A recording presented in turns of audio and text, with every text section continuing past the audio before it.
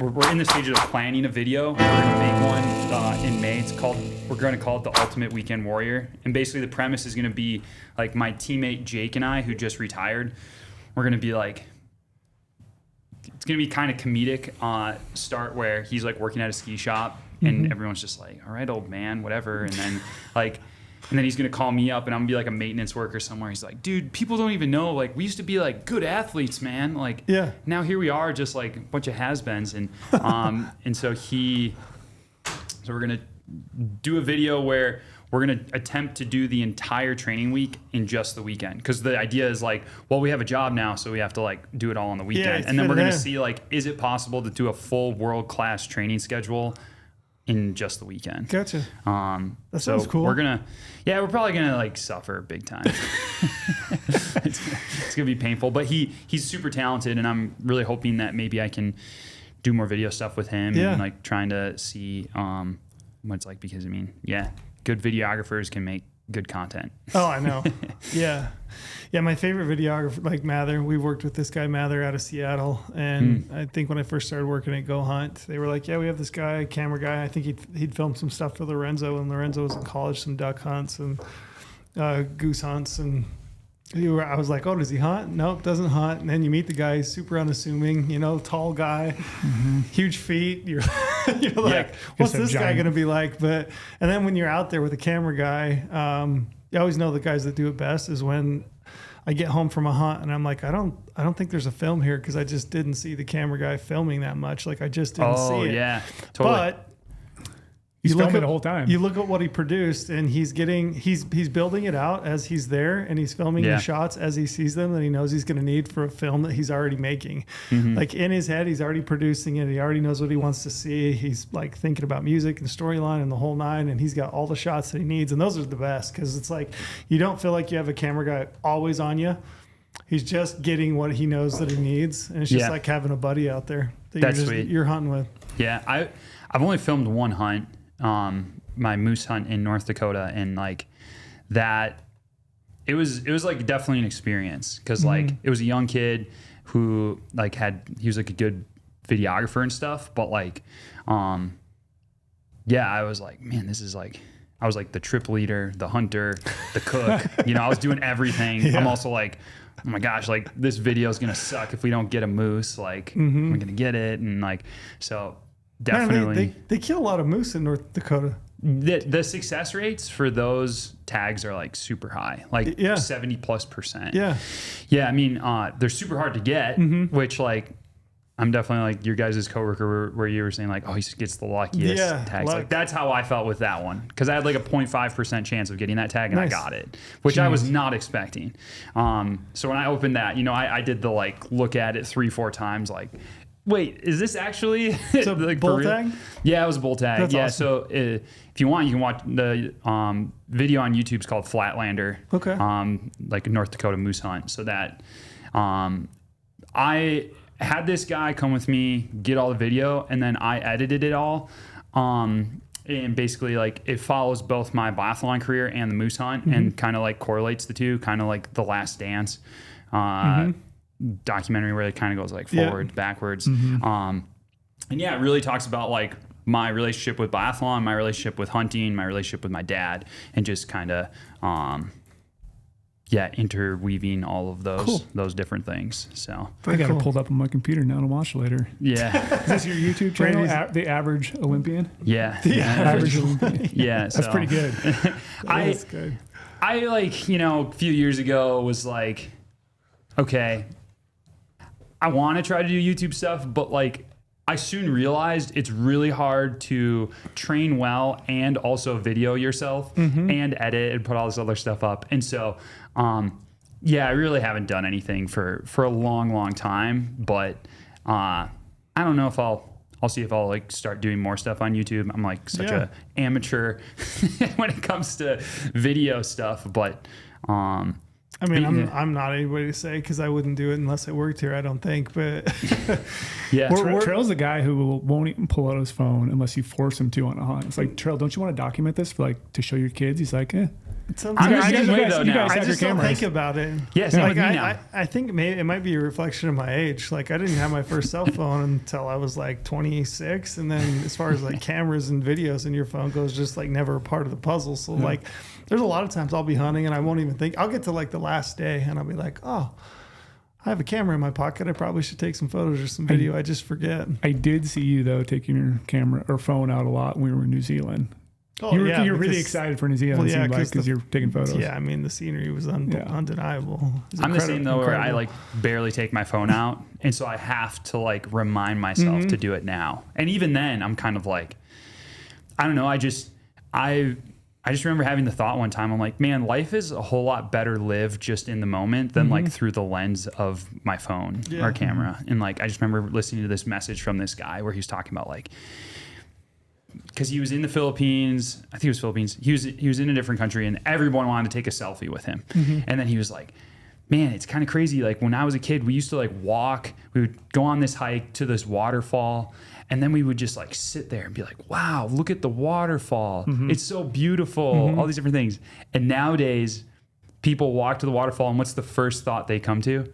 Oh, let's take a picture of me with the waterfall like fall just in the background and like a little selfies. And exactly. And it was kind of like it shed light on like, man, like, yeah, I don't want to like only gaze at myself all the time. I want to be out there to look at that stuff. Now, that being said, like you want to be able to capture some of that as best as you can. Or like, I think the biggest reason why I enjoy video stuff or like taking those photos, I really enjoy storytelling, and I think like the art of storytelling and like conveying like experiences in a way that connect with people on an emotional level is super cool, because it's not like I can talk about going on a moose hunt, or you guys can talk about hunts you went on, or going to the Olympics and everything, and like to some people they're like, wow, that must be really cool. But like if I say, yeah, I really struggled because I felt like I failed in that moment, or the feeling of accomplishment at that time was just unbelievable. Like people are like, oh, I know what it feels like to fail. I know what it feels like to have like success. Yeah, that's what connects with people, and so it's like trying to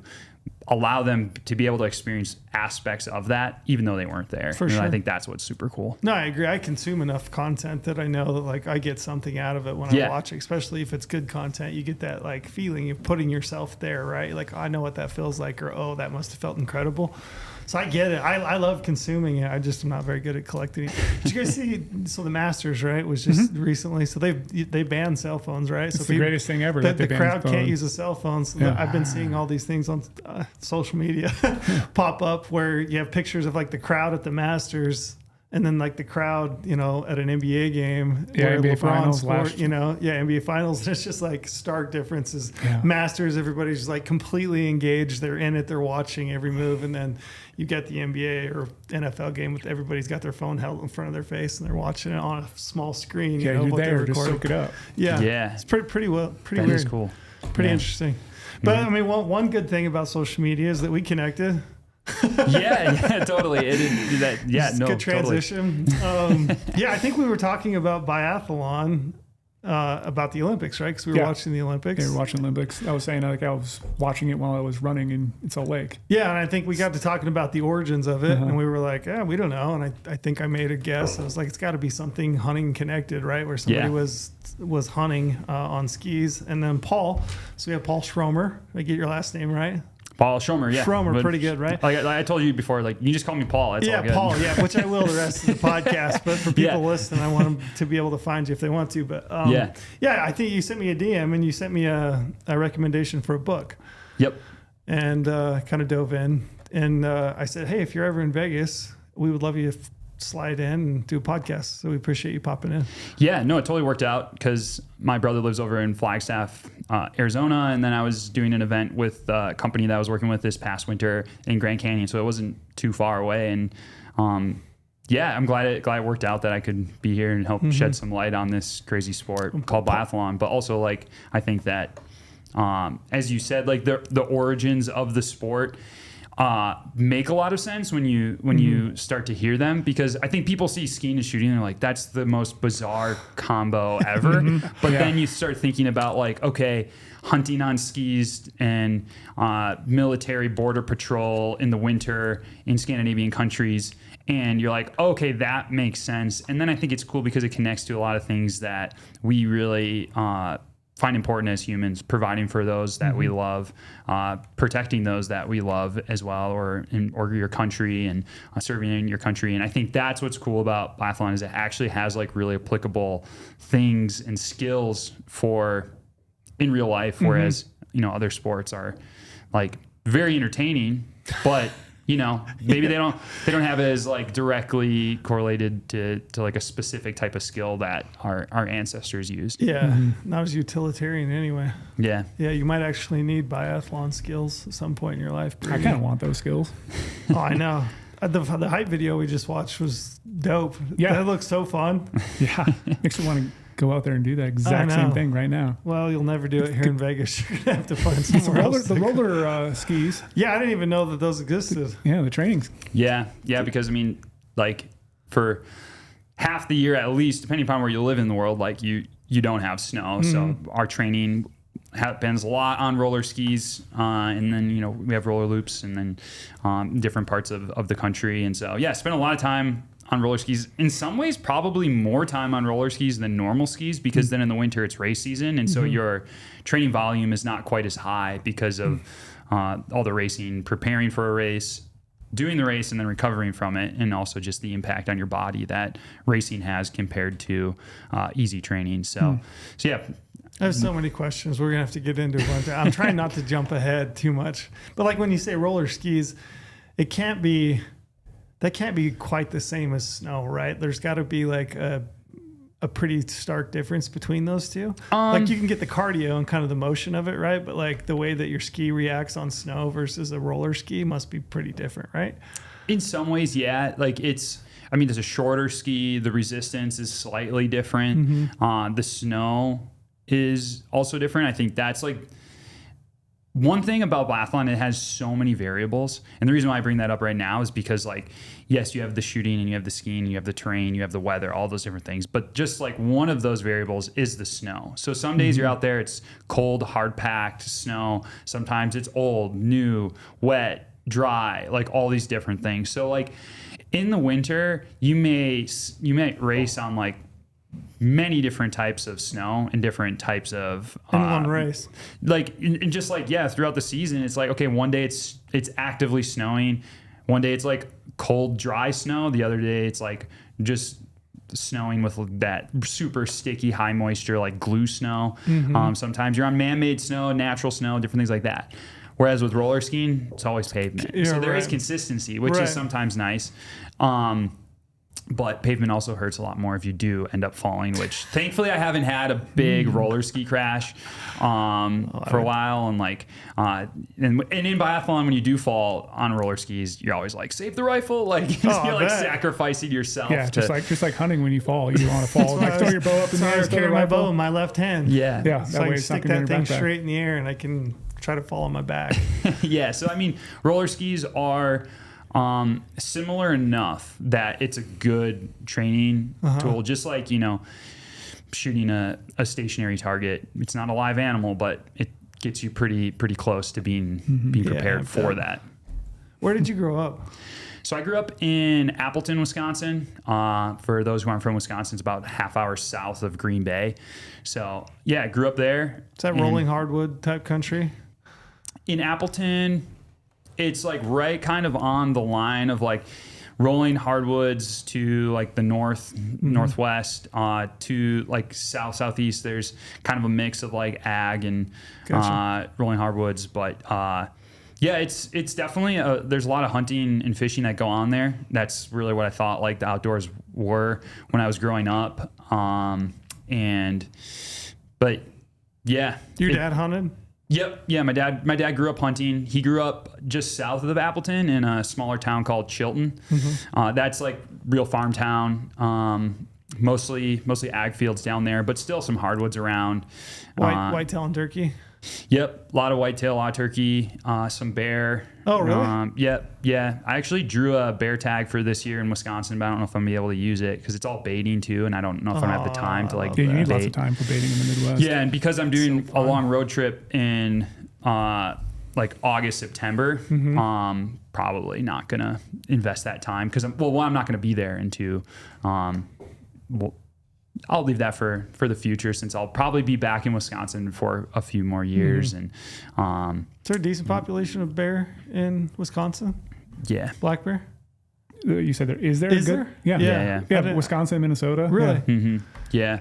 A lot of baiting then. Oh yeah. I didn't know that. Yeah, You it's have to similar. draw tags. I mean, there's not quite the bear population of like Manitoba or something, Sure. but I would say that like in a lot of ways, it's a similar sort of landscape where you have that because you have that mix of hardwoods and ag fields. Like there's a lot of food around, and the bears can get pretty big. I mean, I've like growing up, you'd hear of like some guys shooting like 500-600 pound bears every year. And then there's also a mix because you can hunt with dogs there some years, and then baiting, and there's like different places. So yeah, it's kind of a mix. The internet told me earlier that Paul and I share a deeper connection than just the Midwest roots. Is this the seven connections of Kevin Bacon? Is that what this is? I don't even know what that is, but sure. You don't? The internet told me. You don't know the myth that like everybody's connected by Kevin Bacon by 7 moves? No. We'll explore that one later. Okay, we'll dive in. But the internet told me we share the same birthday. Oh, gotcha. Different year, Okay. the same day. You're a Yep. little younger than Paul. Yeah. I wish. That's cool. Yeah. So we got Good day. Yeah, it's a good day. Yeah. How old are you? I'm 33, 33. and on June 6th, I'll turn 34. So, Gotcha. I'll be 40 on June 6th. So yeah. Crazy. Did you grow up skiing? No. So as I said, I grew up in Appleton, Wisconsin, and it's super flat there. There's not really a outdoor sports community. And when I say that, I mean like mountain biking, rock climbing, skiing, mainly because of the geography. Like there's not any ski trails around there and stuff. And so growing up, I was like most other local kids, and my main sport for most of my childhood was wrestling. I always like, Really? I grew up like, really thinking, with the goal of like being a state champion wrestler. And, if you see me now, you're like, that dude's not a wrestler. I'm way too tall and lanky. You could be. I would have to use my leverage as my advantage. But, yeah, didn't get into skiing until later in life. And, I mean, I can make the story as long or as short as you want, but, yeah. So you never been out? Like, what age did you first like climb on skis? How did that connection happen? So, I mean, I tried cross country skiing like once every other year since I was like 10 years old. So there was like a local golf course, and my grandpa would kind of cross country ski, and every other year he would drag us out on skis and be like, all right, we're going to try to do this. And we would like go a mile and almost die along the way and be like, who does this? This is impossible. And I was a wrestler, so like that was my focus. But then, there was a teacher at our high school who does the American Birkebeiner ski race, which is in northern Wisconsin. It's North America's largest ski race. And he thought, oh man, it'd be great if I could ski with students. And so he went to the students that he thought were most likely to ski with him, which was the cross country running team. And my older brother was on that team at the time. Okay. So they started this cross country ski club. I was still in middle school at the time, and they got like a bunch of donated equipment just from some local masters athletes. Not that there's very many. There's probably like less than 10 people in the Fox Valley that really are serious about skiing to an extent that like train for the Birkie and stuff. So we're talking about like very, very few people that are even interested in this sport. They got just enough gear, and it was like you could pay $5 and go try cross country skiing. So So in middle school, I tried like once or twice, but I was still wrestling at the time. And then, eventually, that just kept growing. And when I was a freshman in high school, I had a bunch of different things happen in my life. The first was I was struggling with an eating disorder at that time, just for a couple of other things that were going on. I wanted to get my name on this weightlifting board because I wanted to be viewed as an athlete among my peers. And I kind of saw this as an opportunity. And so as like a 8th grade kid, I did what I thought made the most sense. And I just didn't actually know what I was doing and just kind of developed. I thought, oh, I'll just eat a little bit less, exercise a little bit more.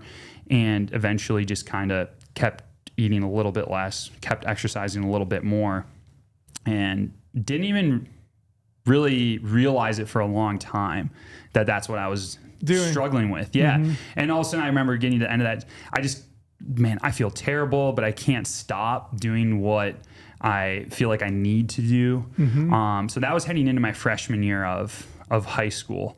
And I mean, through all of that time, I still wanted to wrestle. But by the time I got to the season, it was basically like I wasn't even healthy enough really to wrestle. And the doctors were basically like, you can't wrestle, because earlier that fall, I went to my mom and I was actually like, I want to go to the doctor to see like if I'm okay. I just want a physical because something doesn't feel right. Like just different things where like I'm always cold. I haven't like gone to the bathroom and like had a bowel movement for like multiple days. Like, and even though like my parents were like, okay, yeah, absolutely. Like, let's take you to the doctor, because they could see something was going on too. And I remember stepping on the scale because I hadn't weighed myself that entire summer, and I saw my weight. I was just like, what happened? Like, how did I lose weight? Like, I wasn't a big kid to begin with. And like, here I was just like completely anorexic.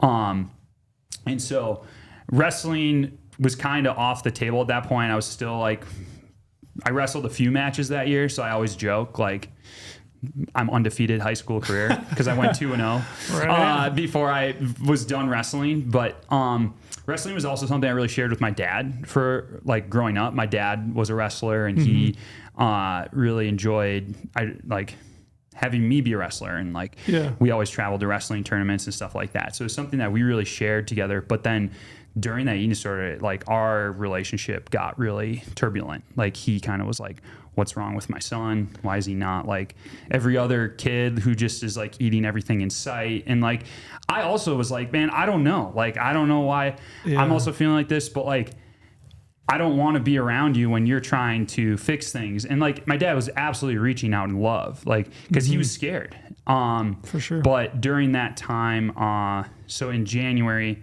16th of 2007, on the way to work, my dad died in a car accident. So at that point, things were just kind of put on pause, and like, I didn't really know what was going to happen. You were a freshman in high school? Freshman in high school, yeah. And I mean, I remember my dad leaving that morning, and I heard him leave, and I was kind of like, good. Like, I don't want to deal with him this morning. And that left a lot of guilt for a long time, because I was just like, man, like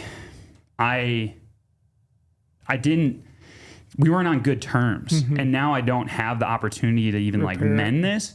But at the same time, I was like, all right, it's in the past. Like, I don't want to deal with this anymore. And so that summer, people didn't like my care team that was kind of trying to help with like outpatient stuff, like my therapist and doctor and stuff. They were like, well, we don't want to make him have to go to treatment right now, because like his world's kind of got like, flipped upside down. And, but I just kind of like manipulated my way through care that entire summer and everything. And then finally in the fall, I had like a really bad week, and they were like, all right, that's it. Like, you're going to treatment. And so I went to Rogers Memorial Hospital in Oconomowoc, Wisconsin. And then that's where I really started to get my life back in some way. I started to like finally get out of the throes of anorexia and like gain some of the tools that I really needed to get healthy. And so that was my sophomore year of high school. And then I left. I remember I got out of treatment right before Thanksgiving.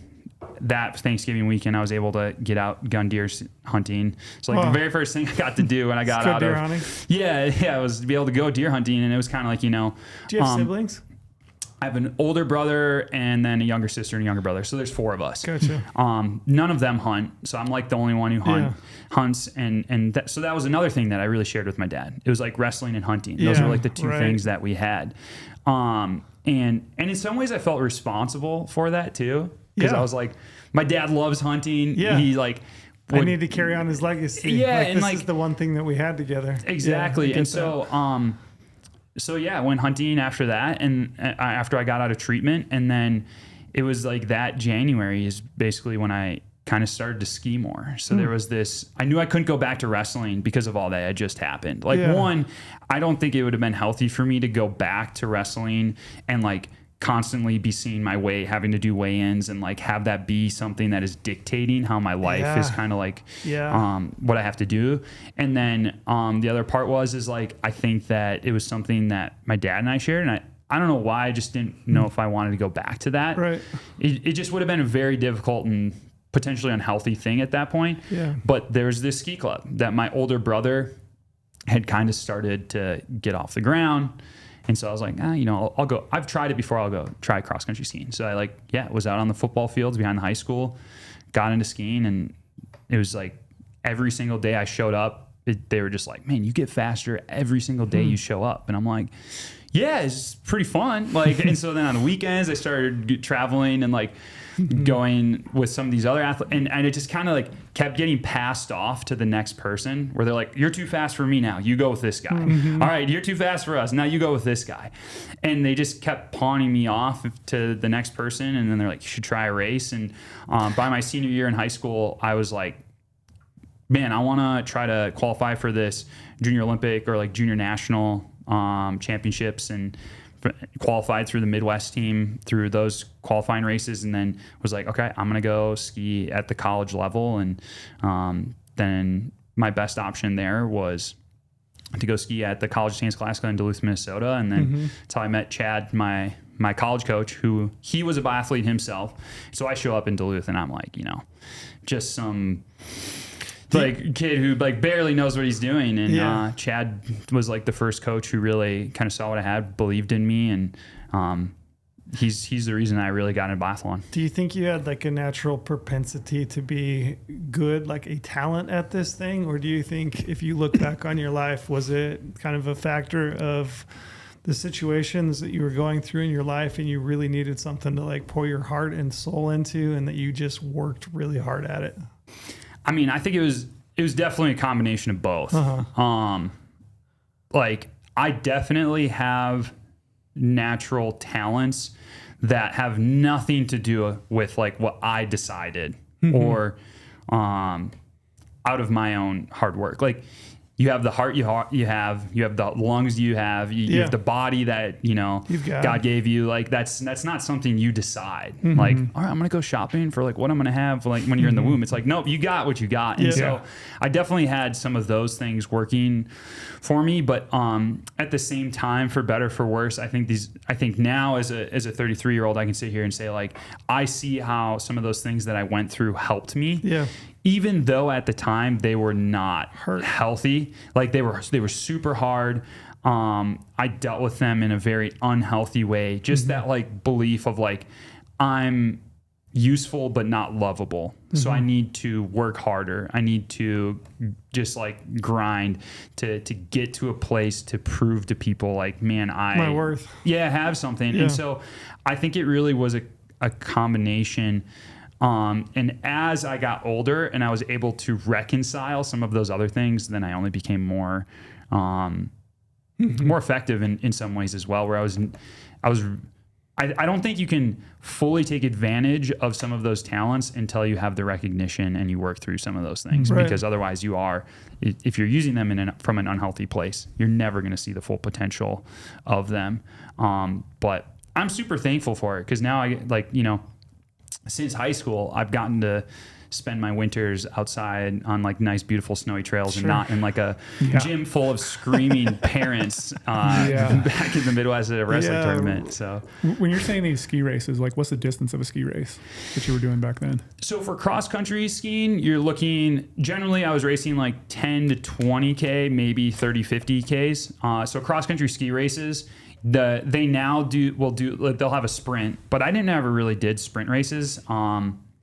I was not a good sprinter as well. Whereas in biathlon, a sprint race is 10 kilometers long. So that was partly also like why biathlon was more suited for me. But A 10K race for biathlon is going to take you about low 20 minutes, so like probably 22 minutes to closer to 30 minutes, depending upon, again, what the snow conditions are like, how hilly the courses are.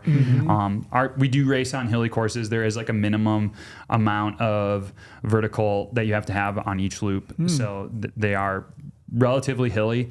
And then the longest race we do in biathlon is 20 kilometers, and that's probably going to take you about 50 minutes. Like anything over 50 minutes starts to be a slow 20K, but that's including the shooting as well. That's cooking.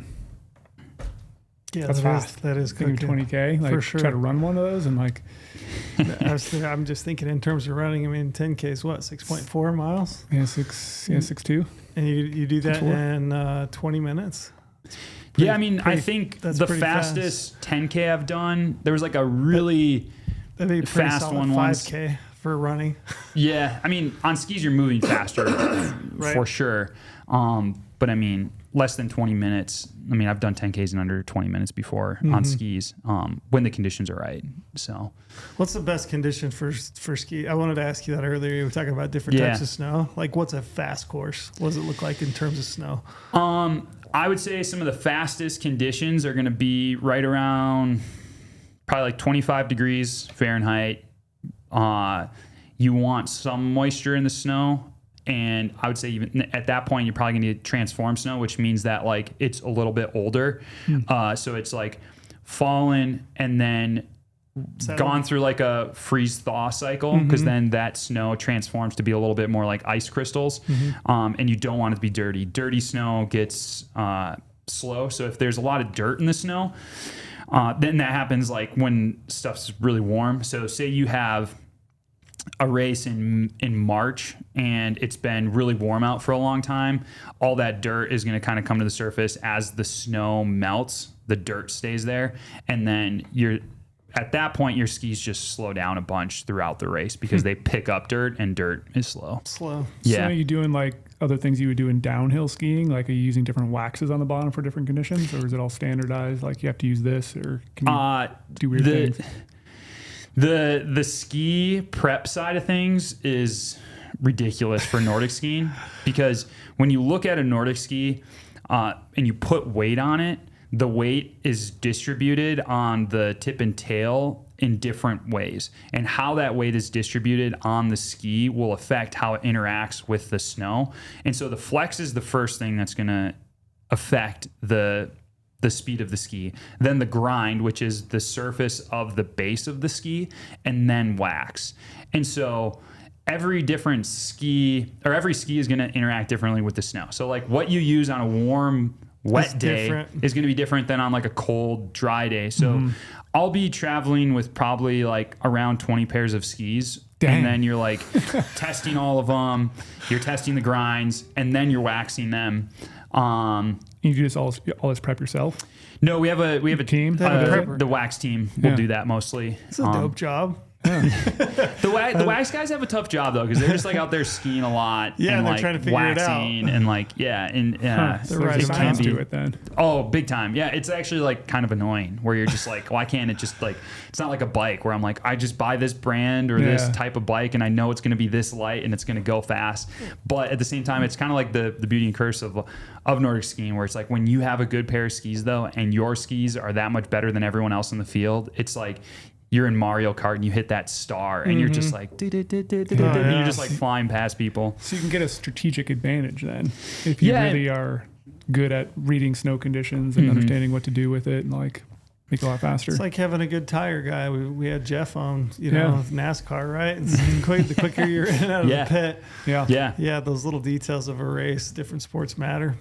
Yeah. That's interesting. Yeah, no, it's a whole thing. And like when you nail it, it's great. But then like this year at the Olympics, we had the opposite. Like we had some really bad ski days, and it sucked. Where you're just like, people are passing you in the downhill, and you're just like, well, shoot, like I still got to ski like 16 more K, like nothing I can do about it. Yeah. So it can be tough too sometimes. So you finish high school, you go to college on a ski scholarship?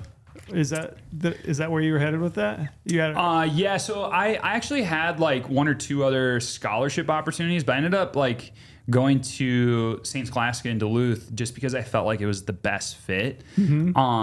At the time, I maybe didn't even really quite know why. I just like kind of thought about it, prayed about it, and I was just like, I really feel like that's where I'm supposed to go. Right. And it was like the best decision I've ever made. Because Chad was a great coach, knew biathlon, and then also helped me prepare for biathlon. And Chad has coached me up until like this last year, even like kind of off and on. I mean, there's a little bit there where I was just like strictly with the national team, but then the last couple of years, Chad really helped me out, get back into. Were you thinking just straight cross country skiing, or were you thinking biathlon the whole time? Like what point did the shooting come into play? Yeah, I think so. I graduated high school in 2010, and so that's when Vancouver was going on, and that was really my first time seeing biathlon. Because I mean, I was so new to skiing, much less biathlon. So that was the first time I'm like, man, that's super cool. Like, where would you even do that? Yeah.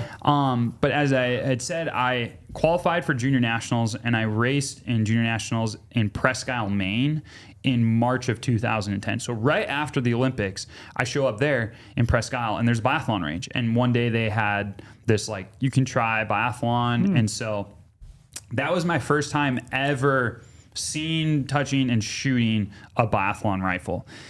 And at that point, it was still just skiing because I was just like, well, I don't live in Maine. You don't even know where to start, you know? And so go to college in Duluth. And I would say that it wasn't until after my freshman year skiing, after the NCAA championships, Chad kind of started to be like, have you ever considered biathlon? And he put me in contact with some people, and then it would have been that next fall is when I like went and spent like 2 days with some biathletes up in Grand Rapids, Minnesota, and shot a rifle a couple of times and started to consider that. And I would say that's when I started to really consider, like, you know, if I'm going to keep doing skiing, I think I want to do this biathlon aspect because as a kid, I always enjoyed shooting. I actually grew up shooting archery a lot more just because in the town that I grew up in, there was a local archery range. And so my buddy and I, we had this like old bike trailer that we kind of converted, and we could put our bows on there and we'd go bike to the biathlon or to the archery range and go shoot. And so that was like more of the shooting that I experienced as a kid.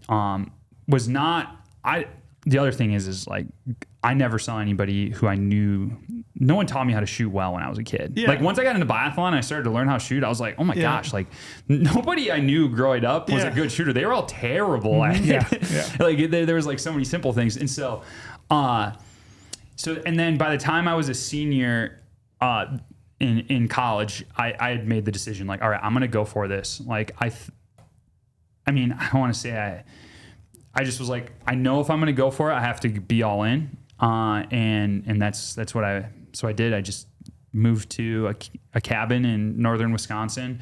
I had some people who helped me out get into skiing, in the Hayward area. They had a cabin. They said, yeah, Paul, you can go live there. And so I had my own target, set it up on the side of the road, and just like kind of was Rocky style training for a couple of years until I got on the national team. Did you have your own gun? Or like, at that point I had bought my own. You bought a gun? Yep. And you're just doing it. You're kind of doing it on your own. You're like, I'm going to go up to this cabin. I'm just going to ski. I'm going to learn to shoot. Yeah. And one thing that I will say now, if there was a kid who came up to me and said they were going to try to make it in biathlon doing it the way I did it, I'd be like, good luck. Like that's not the way to go about it. Yeah, exactly. This is not the way to go about it. Yeah. But I mean, I think I was just like, I don't know what to do. Yeah. I had no money. I mean, I couldn't afford to do it any other way. I was like, I either make the national team or I'm going to be done. And there was so many times in those, I would say first year and a half, 2 years where I was like, there's no way. Like, I'm not going to make it. Like this is impossible. It's super hard. Like, how are other people coming to biathlon? Like, do we have feeder programs? I mean, you would think, like, given the notoriety of the Olympics and, you know, whatever the sport might be, it feels like, and I don't know, maybe I'm wrong, but it feels like there's feeder programs. There's like recruitment. There's people out that are like looking like, hey, this individual, this 10-year-old has a propensity for being really good on skis, and he also has this background in shooting or figure skating or whatever it might be, right? But is there how are other people coming to this? I think that there are a few places in the U.S. where people can learn how to do biathlon early on. So that being said, that is the biggest hurdle, is finding someone who actually knows the sport and can also coach you how to do it. So that was Chad for me. He was the one who knew the sport at a very high level and knew what it took to get to that level and helped me kind of navigate some of those things. So that's part of the only reason why I was able to make it when I was like living out of Hayward, was because I had Chad as a resource. Now, I think if you're like a kid nowadays and you're like really interested in it, you want to be part of a club. And some of those places are like Craftsbury Outdoor Center in Vermont, Soldier Hollow in Midway, Utah, Crosscut up in Bozeman, Montana. And this next year, I'm moving back to Wisconsin at Aaron's Nordic Center in Brilling, Wisconsin.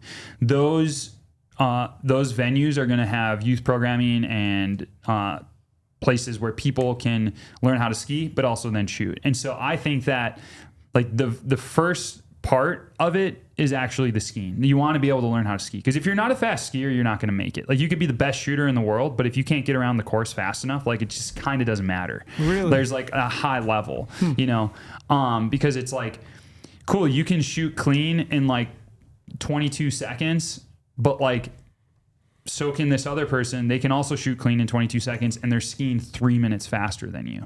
So it's kind of like, that is the limiting factor in some regards. And you gotta be fast on skis. So it seems like, though, like any one of these winter sports, though, you're probably inhibited by where you grew up. Like, if you're from Southern Florida, you're probably not going to get introduced to biathlon. Not unless you move to Soldier Hollow or something. No, totally. And that's part of it, is like in Norway, their access to these sports, they probably all do it. Is unbelievable. Like, they grew up doing it. Exactly. Like, there's biathlon ranges everywhere. So a story that kind of shed some light on this for me was, there was a year where two teammates and we were traveling around Norway, getting in racing, because we were really new to biathlon still, and we're like, well, we just need to race to get better at this. We need experience in like race situations to get better at this. And so we did it on a shoestring budget. Like, we were like, you nervous showing up to those?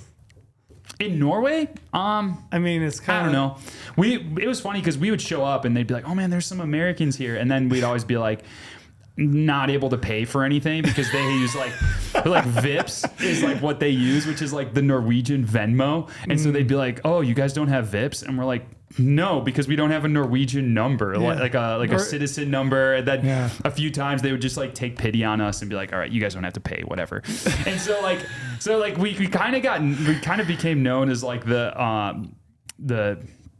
we were like the gypsy biathlon team that was just like rolling around Norway. But one time we showed up in Sjusjøen, which is like just outside of Lillehammer, and they were like, oh, we want to like use the biathlon range and stuff. And so like we were like, okay, there's no like place to check in here. Where do we go? And so we went up. There's the groomer there, and one of my teammates like flagged him down and was like, hey, like, can we use the biathlon range? And he just was like, do you have a gun? And we're like, yeah. And he's like, do you have bullets? And we're like, yeah. And he's like, all right. And like, mats are there. If you want to turn on the lights, they're there. And you know, we were kind of like, okay. And then we realized this was like, if somebody came up to you in, I don't know, in Las Vegas here and was like, hey, can we use the basketball court at the park? And you're like, do you have a basketball? And you'd be like, yeah, go ahead. But that's biathlon for them, where it's like, you can it's a free facility that is open to the public. Like, you can't charge for skiing in Norway. to use the trails because they're viewed as public for everyone to use. And that kind of comes from their like societal model of like nature is to be used for everyone. So you can disperse camp anywhere in Norway as long as you're like a certain like number of yards away from buildings and stuff like that. And it's just the whole structure of how they view sport, how they view development is very different. And it is the reason why they win the Winter Olympics every year. But I think that's kind of going back to what you're saying, where it's like the accessibility of like, if you want to do biathlon or you want to ski, everyone has skis. Everyone knows where a biathlon range is. And that's something that we need to change in the US. If like people want to try biathlon, it's like, okay, where do you go? And then once you get there, is there someone there who can help you kind of figure it out? Now, does everyone want to do biathlon?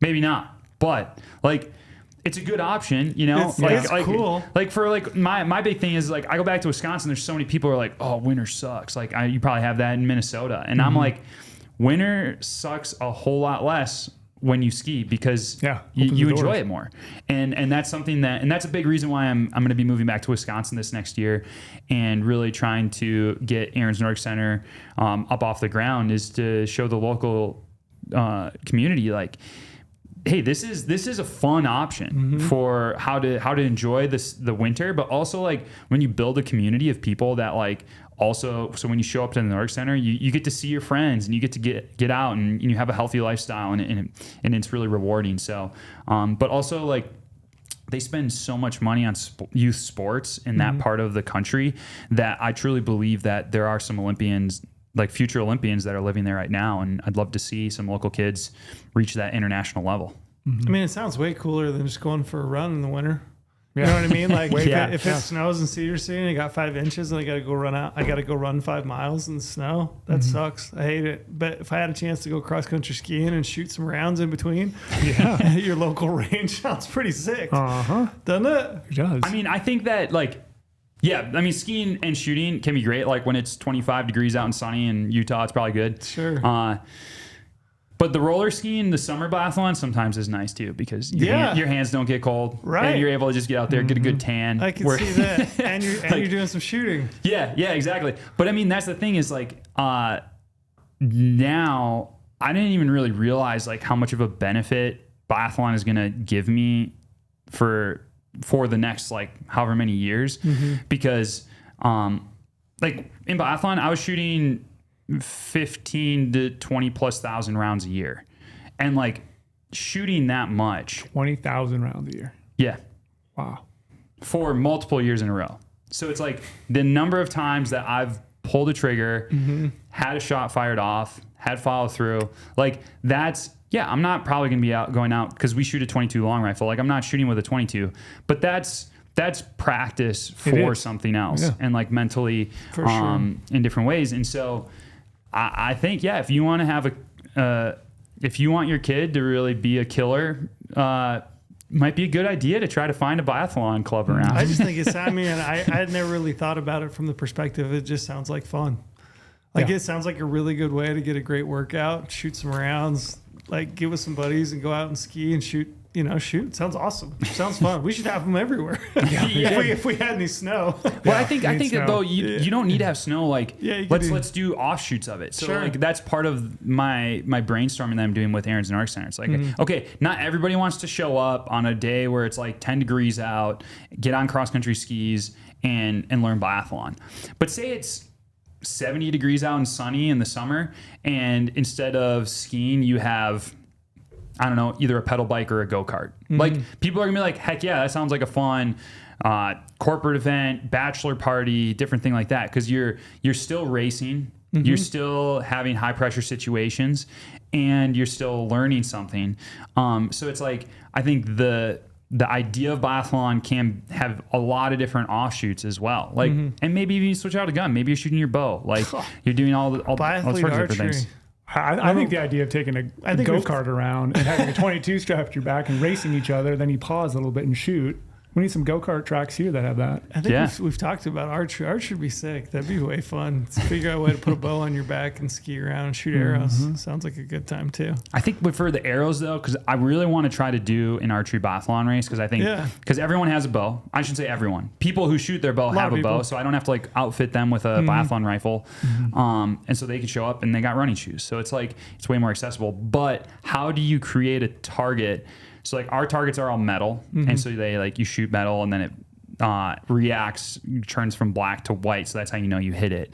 And so it'd be like, okay, do you shoot balloons? But if it's like any sort of wind and like that can kind of be blowing around. So it's like, or do you shoot like clay targets? Clay targets could work. Whereas if you hit it, then you kind of get, because it is really fun to have that reaction on the target. Oh yeah, there's something there. Yeah. So I'm still developing that. What was the transition from like learning it on your own to then becoming or at a level where you could potentially go to the Olympics? I mean, there's a lot of different stages that happen there. I think that one, you learn the basics. Okay, I think you have to first get to a place where you even know what a good shot feels like. And then it's all about replicating that over and over and over again. Were you working with a shooting coach at that point? So or were you still kind of doing it while I was living in northern Wisconsin, there was times where I was able to go to some national team camps. So I was kind of in this like national development group. So there'd be times where I would go to Lake Placid, New York at the Olympic Training Center, which is where our team's based out of, would spend a week or two there training with them, and then I would go home. And so I had some access to coaching, and in some ways that was really, really good, because you go to these camps, you learn the skills, and then you go home and you really work on the specific things that you need to work on. Work it on your own. And so I was like still working with Chad, and so it was a little bit of a combination. So I always had some coaches around me that helped me navigate some of that. And then I think when it really started to take hold was when I finally bridged that gap and was like on the national team. So I graduated college in 2015. And then from 2015 until 2017, I was kind of on that like bubble, going back and forth, like sometimes with the national team, sometimes not. And then 2017, I qualified for my first world championship team and then was on the national team from then on, basically, and had access to national team coaches, and was able to, be more consistently with the team. With the team. Yeah. And what do you get from when you make that jump from trying to do it on your own to now you have national team coaching? Like what areas was it competing? Was it mental? Was it physical? It was probably all of it. But what was that transition like, and what would you say the biggest jump, like in what facets of your game did you increase the most? Because I think about archery, right? So like a lot of people shoot archery. I love archery. I grew up shooting a bow. I didn't really have a coach ever. And then, now you've obviously got access to like YouTube and the internet, but I've still not ever had a coach. But when you do get a chance to sit with a coach and either listen to them or talk to them, there's a very clear distinction. Like it's a massive jump between what those guys know and what I know. Yeah.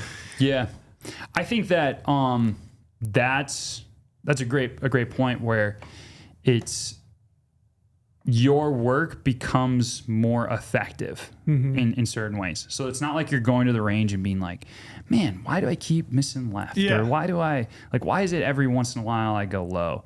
When you have someone there, it's able to be like, you're doing this.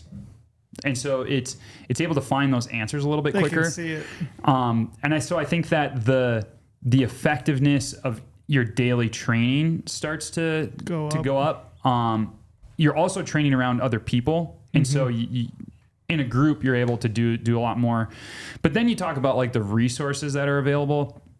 Like when I was training on my own, it's like I'm setting up the range myself. I'm conducting all my own workouts. I'm cooking for myself. I'm trying to figure out how am I going to even pay to get out to this next camp, things like that. Like, am I going to be able to afford to go to these races? And so it's like you are doing all of the work. Whereas then you get onto the national team, And now it's like, okay, now I can live in Lake Placid, and I have a room at the training center. They cook for me, so I don't have to worry about getting food. I just show up and eat. Right. When I get to the range, the coaches have everything set up. They zero me. I don't have to be like going back and like figuring out where my zero is on paper. I have other people to train with. If we're doing intervals, like they can take my lactates for me, make sure that I'm in zone. I have access to PT maybe even. So it's like, it starts to just kind of add up, especially as you go up to the highest levels of competition. So like, for the last, I don't know, 8 years or so, it's like I've had access to the USOPC medical network. So any sort of injury that I have access to like high level care. I do blood work. I have coaches. I have access to nutrition, like products. Are they designing workouts and stuff for you every day? Yeah, training plans. Like I'm getting training plans from national team coaches. I'm getting shooting plans. I have access to the technique side of things for skiing. Yeah. I also have a shooting coach. So like my shooting coach, he's like, he was just a shooter. And so it's like having access to that. Team psychologist, all of those different things. And so I think that's really where the real benefit of being on like Team USA comes from, is like there's a lot of resources available. And as you start to, like, so much so that some people don't even know all the resources that are available to them. And those are things that do help you as an athlete if you take advantage of them. And you just don't have those if you're on your own. Now that's kind of the interesting part about it all, where it's like, if everybody had those same resources, like who's actually going to like rise to the top quickest? Sure. But part of getting those resources is seeing like, who's willing to do what who's it willing takes to to get to that sacrifice. point. Yeah. Exactly. I mean, I was thinking that as you were talking, it's like you must have wanted it really bad if you're out there living in a cabin on your own and you're setting up your own courses day in, day out. You're designing your own workouts and you're doing them. Because there had to have been a lot of times where because you were post-college, right? You graduated. Yep. Sounded like. I mean, there had to have been, I would think a lot of people, myself included, would have been like, what am I doing? Like, there were simply times where I had that thought. To what end is this thing that I'm doing? Like, what is the point? What am I doing? You know what I mean? Enough? Am I doing too much? Yeah, like, shouldn't do wrong things? Or like, shouldn't I just go get a job? You know what I mean? I mean, the financial aspect of it, you're just like, man, am I actually putting all this time and energy into something that's just not going to happen anyway? Yeah. And that's where like that self-belief comes in, where it's like, do I believe in myself? And like, even people who have confidence and self-belief still wrestle with doubt. Like and it's just, do you let that doubt win? Like that's the biggest thing. And like, absolutely there was times where I wanted to give up. I thought I was just like wasting my time. I was wasting other people's money that were helping me out, you know, like my friends who were letting me live in their cabin. I'm like, man, they're just like, and then there's a point where you're like, I got to do this for them, for somebody else. And right. like, but yeah, it definitely does take dedication, and it has to really start like, you have to want it. Like nobody else is going to force you to go do those workouts. And yeah, there's a lot of learning that happened at those times. And I think those are the things that at the time you're just like, this sucks. Yeah. Like this is like the worst. And then you're like, man, that was actually really, really good for me in like the weirdest way. You probably look back on that really fondly, I would bet. Yeah, in different ways. There's other times where you're just like, no, that was terrible. But at the same time, it's like, it kind of felt like I got thrown into the fire. Yeah. But then once you come out of the fire, you're like, wait, like I got refined by that. Yep. I'm a little bit stronger, and you start to become fireproof. And then you're like, I'm not trying to run from the fire. The fire can come, but I know I'm going to get through it and I'll be okay. And that's where you start to realize some of the greatest gifts that we have in life come through suffering. And I say fondly, but what probably I really mean is just like a massive sense of satisfaction, like a fulfillment that must come from having done that on your own. Yeah, and it's just a sense of gratitude. Yeah. I think when you can start to say, wow, I was actually thankful I went through that, and that takes that. Sometimes it takes time. It's not like you get through it. You're like, man, I was really grateful for that. But when you get to that place, then you can start to see it a little more clearly. Yeah. God, that's cool. I want to geek out on rifles. Yeah, we'll go there. I only have one more question about just the kind of the surface level, but I mean, what does it feel like to walk at like in an opening ceremonies in the Olympics? It must feel pretty cool. I don't know. I never walked in an opening did? ceremony. I only went to one closing ceremony. So really, yeah, and that was cool. It was cool. But was that because races are going on already? Or yeah, so both times, both in Beijing and Cortina, it was just like too far to travel to get to the opening ceremony, and was too close to the races. And I mean, I think the other thing is like I was there to race. Like I wasn't there for the clothing. I wasn't there to like walk in the opening ceremony. Like yeah, it's like I wasn't there to say I went to the Olympics. Like no, I wanted to like experience the racing, the competition, and I wanted to be like stay competitive. Like I mean that's and it's like you dedicate everything to get there. Like now let's race. That being said, the races definitely have a different energy because no sponsors, no promotion. It's just you represent your country. Mm-hmm.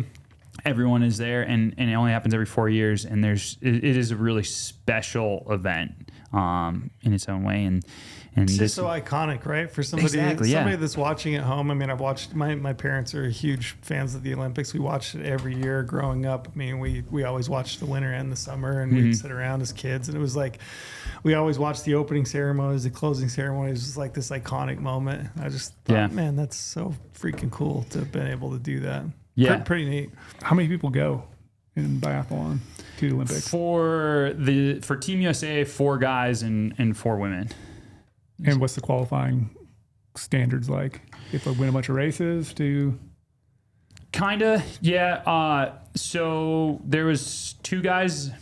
So pretty much every time for the U.S., thankfully we don't have like the track and field model where it's like you go to trials, you have one race, and that's it. There's your chance. Mm-hmm. Yeah, for biathlon, you can qualify based off of international results on the World Cup. You have to hit a very like high benchmark to do that, or be like the best performer on the team. That's how I qualified for 2022, was through World Cup results before the Christmas break. This year, I went to the trials right after Christmas, right after the New Year, and we had 3 races, and then it was based off of those 3 races, your best 2 of 3 races, percent backs, and that's where I qualified. And so yeah, thankfully went to those, and like I won the first 2 races, and so I knew I had like a really good shot at that point, because it was like, okay, my percent backs, I'm like above 100 on both. Mm-hmm. But there have been times where there's like crazy results and like somebody pops to like 103% back or something. I don't know. And so that was one of the most stressful trials series I went through, where it was just like I was so amped, just like felt like I was in battle. Where like I can imagine where you're like barely sleeping, you wake up and you're just kind of like a really like adrenaline high, because your body is just like, we have to be ready, we have to perform.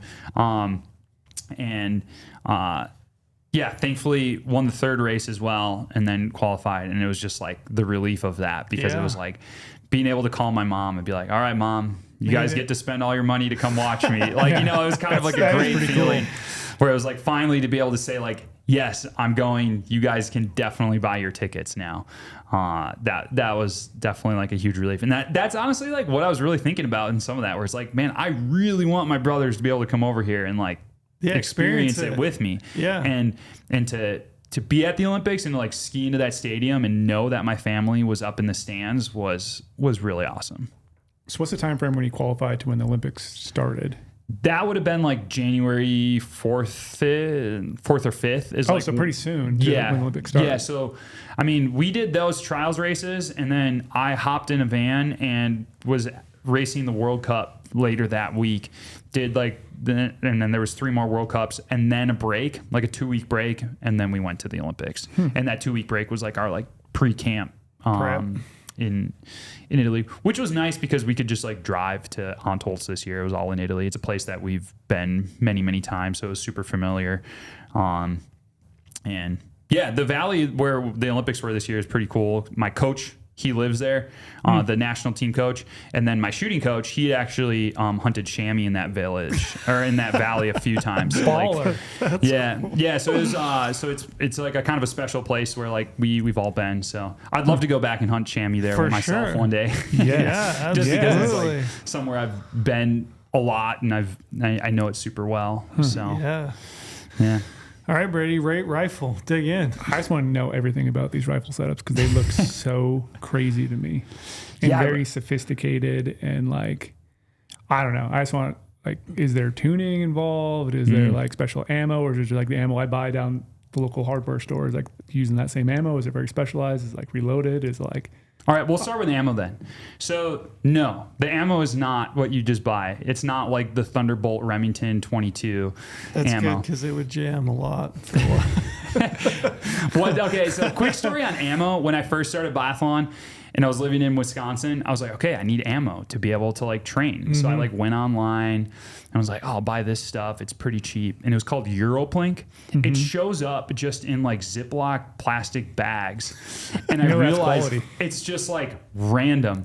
I could not hold a group that was like much smaller than the prone ring. Like it just was like, I'm like, this stuff sucks. It's probably going to ruin my barrel too.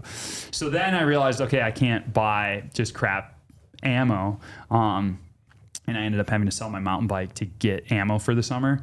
So I did that route. But once you get national team, you also get free ammo. So that's also great. And that's when like shooting 20,000 rounds actually starts to come into play where you're like, oh, okay, now I don't have to buy it. So for us, we have a partnership with Lapua Standard Plus. And so that is definitely like higher quality ammo. And what's going to separate that from other stuff is basically like the powder quality, the consistency, and then also like the bullets. Now, in the summer, we're not going to be that worried about it. We'll just shoot Standard Plus. It's totally fine for training. But also when it's warmer out, you're not going to be affected by it as much. We do shoot all standard velocity, so it's all subsonic, so you still do get affected by the wind. So you have to be able to adjust for that. And you can either do that through shading or by clicking the sight. When it gets to the race season, then we're going to be shooting race ammo. So that's going to be all polar. And that's specifically made for biathlon. And so that is going to have like higher quality primer, even higher quality powder that burns more consistently in cold temperatures, and then also has a special lubricant on the bullet. To be able to make sure that our ammo performs well in the winter, we do all cold barrel testing. So what you're going to do is you're going to take your barrel and you're going to go to a facility where you're able to get it to temperature, and then you're going to shoot it. And for us, you're going to test different lots. So you're going to go to Lapua and you're going to get all these different lots. So like what works best out of my barrel might not be what works best out of your barrel. Yeah. Sometimes you get a lot and it's just like, dude, this shoots well in like pretty much everybody's barrel. So then you definitely take that lot. Very similar to hunting rifles. Yeah, exactly. But like, I think the big thing is like making sure you're doing it when it's cold out. Like, and that's again, going back to like when I was a kid, like, dude, people barely sighted in their rifles, much less like cared about the temperature of things. But, and how far are you testing it out? You're doing a full 50 meter. So our range is 50 meters. And so you're testing at 50 meters as well. But those facilities are sometimes like either underground or closed. And so you have like a 50 meter target still. Gotcha. And so at 50 meters for us, if you can get 12 to 14 millimeters, like for a group, that's kind of what you're looking for. So like about the size of a dime. Is what we're looking for at 50 meters. How many shots are you trying to get? 14 rounds? 10. Dang, that's really precise. And so like if you... That's tighter than I would have thought. But Yeah, I think like 14... I wish I had my sheet with me because like it had the testing like results where like, you know, you had some.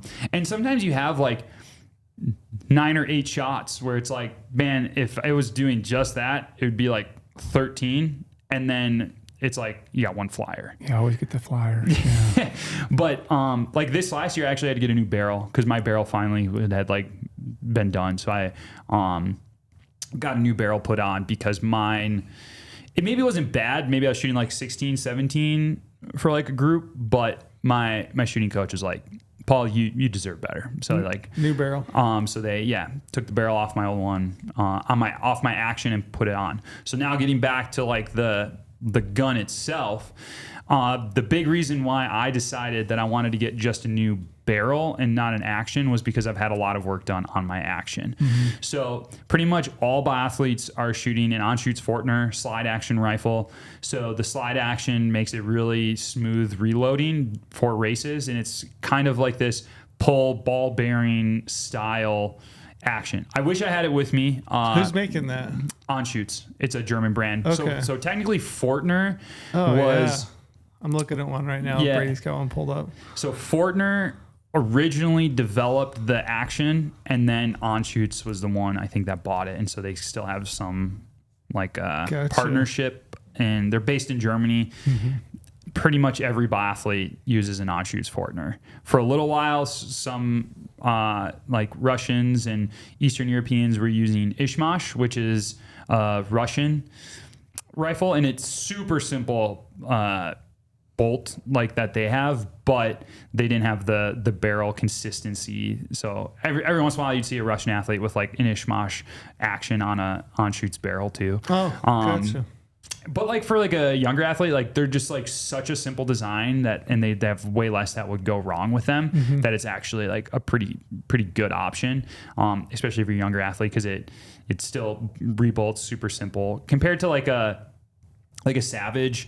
Like they have a Biathlon style rifle, but it's still just like a more traditional bolt, and that just is not as smooth. You kind of gets you out of your position a lot more and stuff.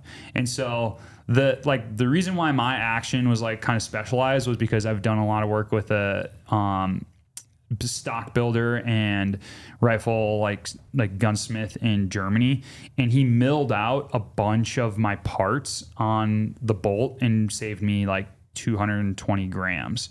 What that did was just like lighten up my rifle, gave me a little bit less weight in the back, so that kind of was a little bit more weight in the front. So it just holds a little bit easier for you? Yeah, exactly. Close less. A lot of times you'll see biathletes, they put a lot more weight at the end of their barrel, just kind of like, same with like a bow. Like a stabilizer? Yeah, it's just stabilizing. I don't like to have it too front heavy, but sometimes you might throw a little bit more weight at the end if it's windy out. Just you don't want something super light. And so a lot of people think our rifles would be really light because we have to brace them on our back. The minimum is 3.5 kilos, so it has to be above that. So you're probably looking at like 7 to 8 pounds. 8 pounds is still going to be like pretty heavy, but I'd say like right around that like 7.5 mark is like what the average rifle. They're that heavy. I didn't know that. Yeah, and then so on the rifle, what you're going to have is you have the action barrel, open sights, so front sight, and then rear aperture. Do you have lenses in them? No lenses. Nope. No electronics or lenses. The reason why you don't want to use any lenses, well, you can't use magnification, but also lenses, if it's snowing out or something, it's gonna get because sometimes they would have that in the front where it'd be like plastic all around with like the front aperture in the middle of it, but it can cause more problems potentially. So what does the front sight look like? What is it exactly? Like a Pokeball is like how some people use it. So it'd be like if you're looking at it like two lines with a circle in the middle, and the lines are like kind of at that equator. Or a lollipop, which is like sticking like a line from the bottom with a circle, and the circle goes around the target. And is your rear sight? I mean, just a circle. Okay. Just like a peep. Yep. Yeah, basically a peep. Peep. So your front one, you're just trying to line it right around that thing you're aiming at, and that kind of fills the whole void of the outside edge of it, basically? Yep. Yeah, exactly. So it's kind of like you just have concentric circles. So the biathlon target itself is a circle, and then you take your front aperture and you put that circle evenly around the target, and then your rear sight, you also want to be lined up to have even space around that as well, so that it's like circle, inside circle, inside circle. And then you can play around with like your front aperture. You can make it, sometimes people want a little bit bigger one. That's going to give you a little bit more leniency in some ways, whereas if you get a really like a smaller one. It's like anything. Some people can handle smaller apertures. Some people can't. Sometimes like some are better for prone. Sometimes they're better for standing. And some people it's like covering it up rather than the open circle, like just different strokes for different folks, kind of. Yep. Whatever shoots best for them. Yeah, I mean, shooting is like a lot of things where it's just like some people have different shooting styles and it fits in different ways. Is the stock and like trigger pull, the length of everything completely custom to you? So my stock is, completely custom and fit for me. So my stock was made with a guy in Germany. Went there for like a couple of days, and it's made out of primarily, it's walnut is the wood that they use. But like when you start to look at it, there's a lot that goes into it. There's a lot of like cutouts where he puts carbon fiber into the stock for balance to make it lighter. And this is just some dude. This is what he does. Yeah. So he, I actually don't know how much I can say on here. Gotcha. He works for the Germans, and he is contracted out with the Germans to basically be their rifle guy for the biathlon program exclusively. Gotcha. But he also will build stocks for other athletes. And so it's kind of like one of those where you're like, you got to know a guy to talk to the guy. But he is like the stock whisperer. Like, you know, for the longest time, I always heard his name. And then you like go there and you're like, oh my gosh, like, I got to put a name to the face. Cause it's not like a mythical creature. Yeah, kind of. Knock 3 times and then say the password before you go in. Yeah, exactly. I mean, he's like located on like a military base and stuff. So it's like, you can't just get on there. And then it's like, you work with him because he's built so many stocks though. It's just like, he knows how to fix problems where it's like, I kind of like have this with my wrist and standing but I like to shoot here. And he's just like, okay. And like, so you could probably fix a left shot based on a stock geometry about how your body is and how you, or your cheek, the way your cheek. Your cheek piece, like how my hand goes into my rifle and prone and maybe cants it in a certain way. Then it's like, okay, well, we'll just shave off some parts here. So yeah, my stock is fit for me and my shooting style. And so I will pick up my teammates and they'll be like, oh, I can like barely see through your sights because my cheekbones are way higher or lower, or my face is narrower, or it's way shorter because like my one teammate's 5'8" and I'm 6'1". So there's a lot of different things that go into fitting that stock. But once you get that stock fit, it's just like, how many of them do you have that are yours? So I have 2 stocks. Those are like they got to be like your babies, right? I mean, those kind of, yeah. Well, then that's like the weird thing. People are like, "Oh, will you sell your rifle?" I'm just like, "No, I'm never gonna sell it." Well, because I'm also gonna be like working at Aaron's Nordic Center, so I'm gonna have access to a range, and like I did. And like I want to do some shooting still. I think just because I think it's like good cross training, it's accessible, but there might be a few shooting challenges I still want to try to complete at the range, just to kind of keep working on that mental aspect of things. But yeah, it absolutely is like my baby. Where like when I'm traveling, like I have a camper van, and I'm like, okay, people like somebody can steal anything in here, and I'm not going to be that hurt about it. But if they stole my biathlon rifle, it'd be like, we should say he is traveling and he doesn't have it with him, so don't. I don't have it right now, and I probably won't like for a long time anymore because it's like. One, you're living in a camper van, so you don't really bring anything unless it's essential. Yeah. And also, it's like I'm not like stopping and training on my way now. Like, so I actually have nothing in my camper van of any value. So like, yeah, if you see it, just like I basically live with nothing. So yeah. What kind of trigger weight you guys going with? Like super light, or some people like a heavier one, or most people just is there standard? I would say that it's kind of standard. So you have to have a minimum of 500 grams. And so like mine's at like right around 520. And I would say that most people are going to be right around that weight. They're not going to be like, I don't really know many people that are like, I like it heavier, like because or for whatever reason. What is going to change is like what style of trigger you use is also going to be different. Like mine has like kind of like a spike in the middle of it, so I can so you can feel it. I can feel it. I can basically go to the same point. Gives me a little bit better feeling. Some people like to use a blade, which is gives you a little bit better feeling. Some people have more like a curved, flatter trigger. So that's one thing that changes. And then it's also a 2-stage trigger. So what I will do is take up as much of that trigger weight as I can when I'm setting up. And just, through repetition, you can get to the place where it's like, I'm able to take up probably about 90% of that trigger weight and then wait until I see the shot that I want to take. And then I take that last little bit. That minimizes movement, makes it as smooth as possible. There are some people on the World Cup that have kind of like a punching sort of like trigger punchers. Where it's like they just are boop.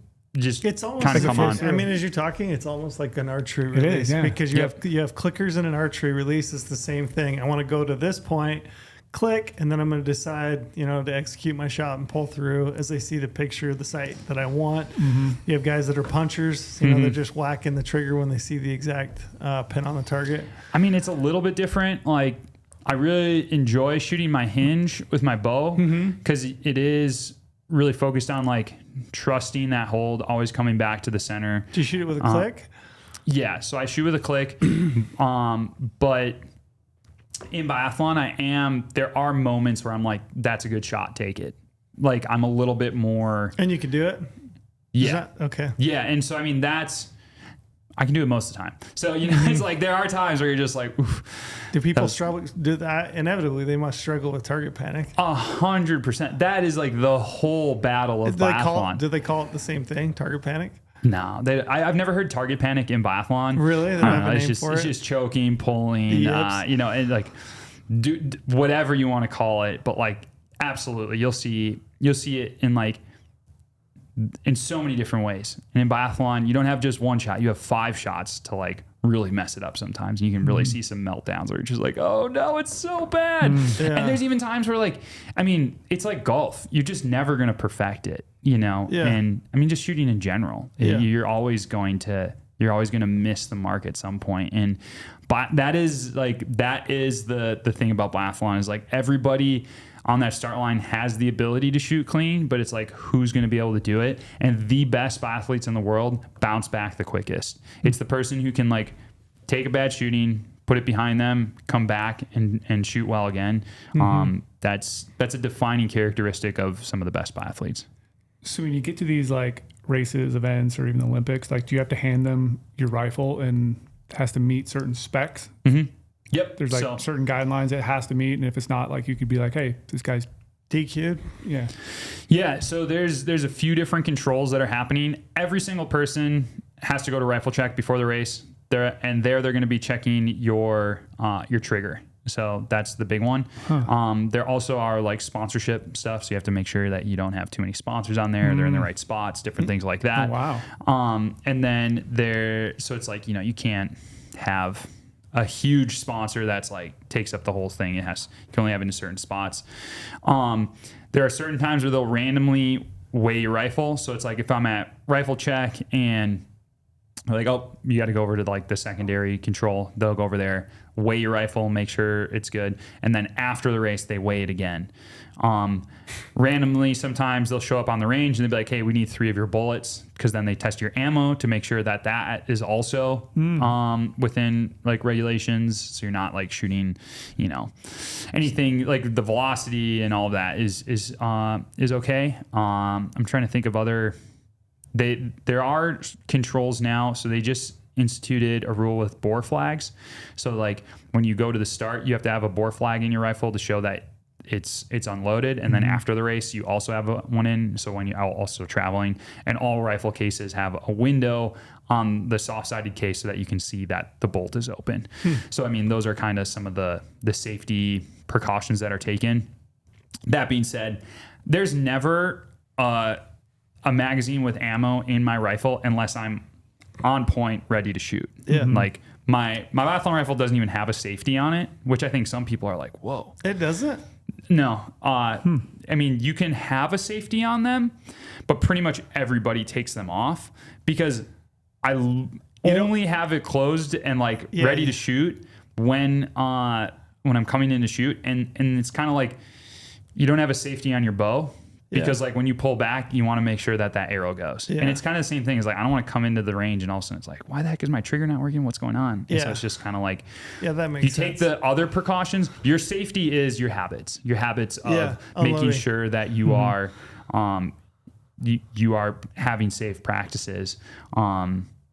And so that could be a big deal. Like obviously you're throwing it on your shoulder and there's someone skiing next to you coming in. And it's like, do you have an extra round in because you didn't fire that one? Yeah, you like, peel that thing off and you have a live one. Yeah, that could be bad. Do you just dump your mag on the ground then? Or do you have to like, once you're done, you grab it and you throw it somewhere? So what actually happens is, so when I'm coming into the range, my rifle is either empty because it's the first shooting of the race, or there's a magazine in the well, but it's empty. Yep. And so how that happens is coming to the first shooting, put the magazine in, shoot the 5 shots in the magazine. As soon as I take that last shot, I put it on my back. So I ski the second loop with a spent shell in my bore, but and then when I come into the second shooting, I then dispense of that spent round and then put in the second magazine and shoot. So is that a precaution you do to prevent stuff from getting in there, like snow and stuff as you're going to the next That's area? how I do it. Some athletes will, after they take that last shot, open up their action and then put the rifle on their back, but it's also faster just to put it on your back. Mm-hmm. Right. So I think that's the kind trade of here. So it's like it's a time savings thing, but also it's also a safe way to do it, where it's like, okay, my action is closed, but there's a spent round in it, which arguably could say it's even safer than having like an open action. But then what happens then if you have like a misfire or something doesn't happen, or you go rack your bolt and one flies out and now you need an extra one? Do you have to just grab another magazine and put it in, or do you just not get an extra shot and it's a time penalty right away? Or so I have a spare round holders on my stock. So like I could have like a few extra bullets so that if that happened, I could take one of those spare rounds, throw it in hand loading and shoot that. Because if I came in and took only 4 shots and I somehow had a double eject and I just leave, that's a 2-minute penalty. So Ouch. if you don't take all of your shots or you skip a penalty loop, it's a 2-minute penalty, which is a lot. You'd have to have practiced this so much. yeah, you're thinking about so many different things. Because you think about it in a situation, you're racing, right? Like your mind's spinning, you're trying to get there quick, you're trying to go through it. Like there's no way, this would have to be completely ingrained into your system, even down to like hearing it, knowing how many you fired, doing the exact same motion over and over and over to the point where it is just ingrained. Kind of, yeah. They would have to be, I would think. Yeah, I mean, there are a lot of different nuances, and like normally it's like you just come in, you take your 5 shots and you get out of there. Yeah. But at the same time, you do have to know what to do if something happens. Goes wrong. Yeah. Go ahead. Are you cleaning your rifles a lot, or are you guys just letting them rock with thousands of rounds down it? Like, is there a typical cleaning procedure you go through? Yeah. To make sure they're quote unquote race ready all the time, or? Yeah, I would say that in the past, I would say, you hear people say like, oh, a dirty barrel like shoots better. Mm-hmm. I pull something through my rifle after almost every single training or race. Reason being is just getting some of that junk out of there. Or if there is dirt in there, you want like less rounds to go through, because that's what's going to ruin your barrel. Like if you have a clean barrel and you're only shooting lead through it, like that barrel should theoretically never break down, because it should be all softer metals than the barrel itself. So the barrel I'm trying to keep relatively clean, because I mean every single day you show up, you're gonna zero. So it's not like I'm showing up and I'm just shooting, like, and those shots need to count right from the get-go. If that's the case, then I'm not gonna probably clean my rifle and I'll keep it fouled. But like if I'm taking those warm-up shots, like I'm gonna foul my barrel that way. So that's something. And then like the bolt itself, you're gonna clean that. You want to make sure that that's staying in like good working order as well. And I would say a couple times a year, you're going to take your bolt completely apart. Like generally I'll break a firing pin at least once a year. Wow. And so I'll have to like replace that firing pin just from like dry firing and stuff. So you always have a firing pin with you. And so you have to like know how to be able to take that entire bolt apart, because it is Anschutz is German, so it's German engineered, so it's a little bit complicated. Right. But also like because there's those ball bearings in there, you want to make sure that everything's running smoothly and you can have like a really good rebolt. And then the other aspect of that is just like, I mean, the weather doesn't always cooperate with you. So if it's 45 degrees and raining, like you're still going out, like you don't really have a choice. Or in the summer actually is where I feel like your rifle takes a huge hit because of all of the salty sweat. And so you want to make sure you're cleaning that off and you're not getting too much rust on everything. What do you learn about shooting, being a good shot that you could pass on to the everyday hunter, whether it's like in practice and your finger and executing the trigger, or even the mental aspect? Yeah, I mean, I've had this question before, and I think that I can answer it in a few different ways. I think the one, what do I see people messing up the most? And I think probably trigger. Their inability to be able to control their trigger in a way that allows them to execute a good shot, because that can just mess you up big time. Like if you can have the best hold in the world, but then all of a sudden you like jump on that trigger too quick and it's like everything goes out the window. I mean, that is the trigger is kind of like that self-belief. I mean, that's what's setting the shot in motion. And so like that is the hinge that you really need to be able to execute well. I think also, some of it is just volume. People aren't shooting enough and know what a good shot feels like. They don't know what it feels like to have that good trigger, have the rifle just come straight back into them and watch their target through their sight or their scope. So having that, and that doesn't mean that you have to go out and shoot 20,000 rounds a year. That might mean that you're just like sitting in your basement or your living room, dry firing in position and feeling and like getting used to that rifle, getting used to whatever you're doing. Do you have a shot process when you're in it? Like when you get into the trigger, are you talking to yourself? Yep. So when I come into the range, my word is still. Okay. So I want to come into the range and I want to be still in my physical body, and I want to be still in my mind, in my heart. Like I want everything to just kind of like start to be very calm. So still is like the word that everything is kind of built upon. When I'm coming into the range, the breath is the anchor. So you can't control your heart rate. You can't control a lot of different things. But what I can control is my breath. So I'm starting to take big breaths, breathe.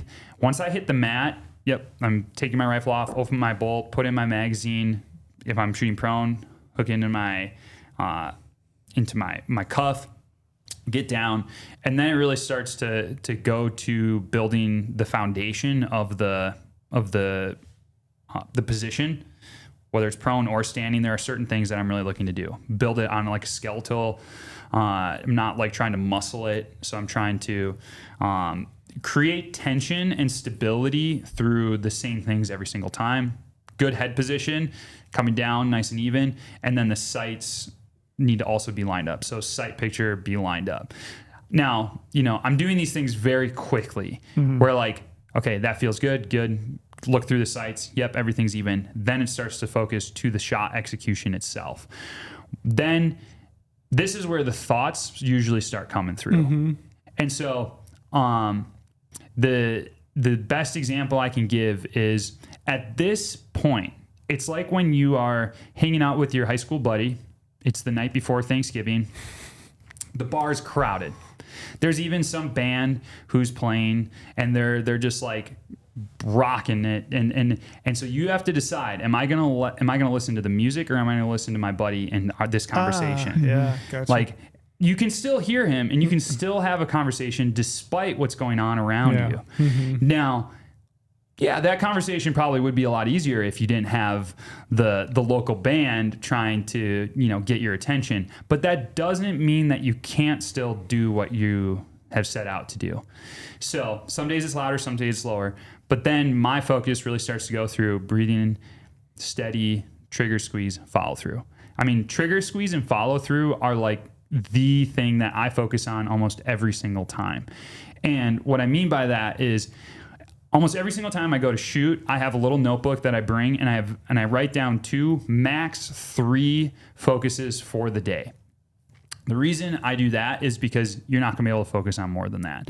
So if I'm training 6 days a week and I'm focusing on 2 things every single day, that means that I can theoretically have at least 12 things every single week that I'm working on.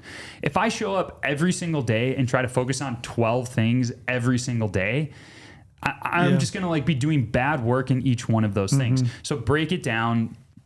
Like the biggest steps are made when you have consistency and work over time.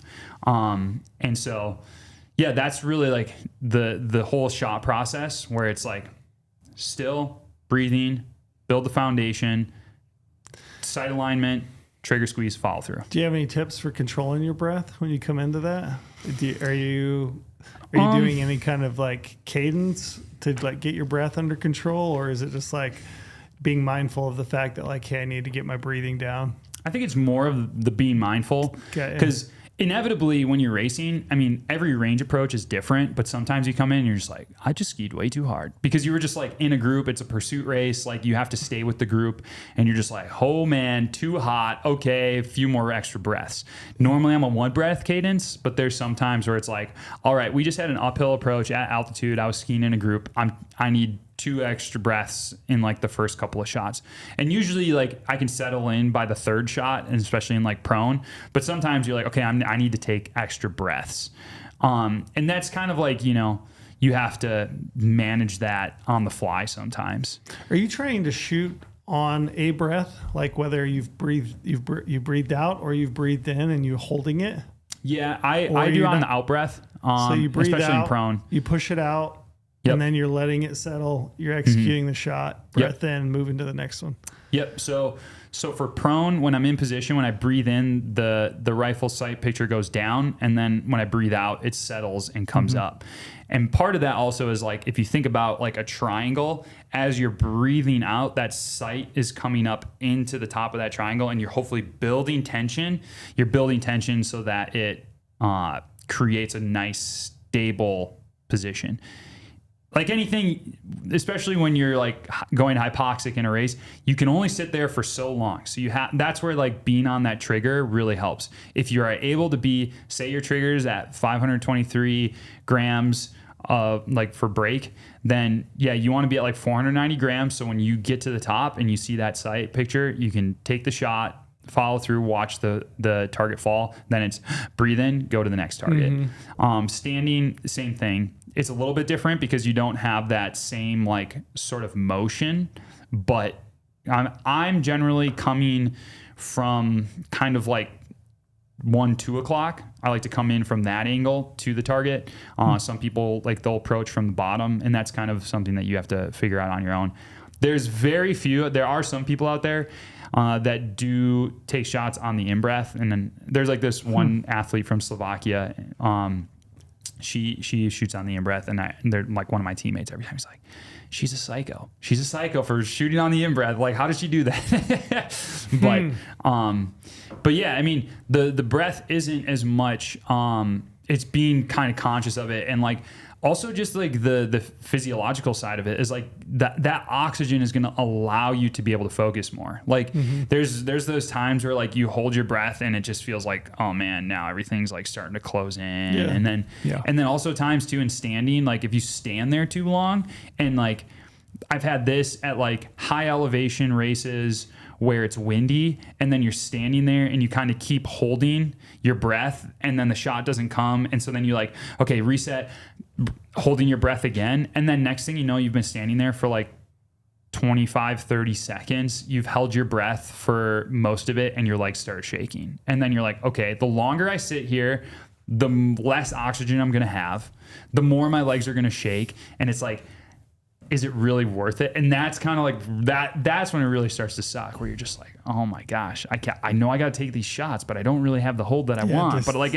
for every like second I'm standing here, I'm like also wasting time. So decision making. Yeah, exactly. It's kind of like on the fly, being able to react and really find that line of like, okay, I need to be able to execute my shots in an efficient manner that give me the best chance of hits. What's your heart rate like coming into a stage after skiing? I would say like you're at probably like 80% of max. So depending upon what your max heart rate is. Yeah. And so for most people, that's probably gonna be like 160 to 180 beats per minute. And you're not really looking at your heart rate as much to like settle it down. Sometimes it's even more beneficial to have your heart rate up a little bit higher, because when you're in kind of that mid zone, it starts to be like boom, boom, boom, boom. Yeah. You almost get Harder, like more pounding. Whereas like if it's up a little bit higher, it's more like doot, doot, doot, doot, doot, and you can kind of execute a little bit better. But there are just sometimes where you're just like, no, just too much, like too hot right now. And that happens in training sometimes too. Like when you really start to push the limits of like, oh my gosh, like mentally, what are you thinking coming into that? As far as are you doing like any kind of vision? Are you visualizing like what's going to happen? Or I recently listened to a podcast where the individual was talking about.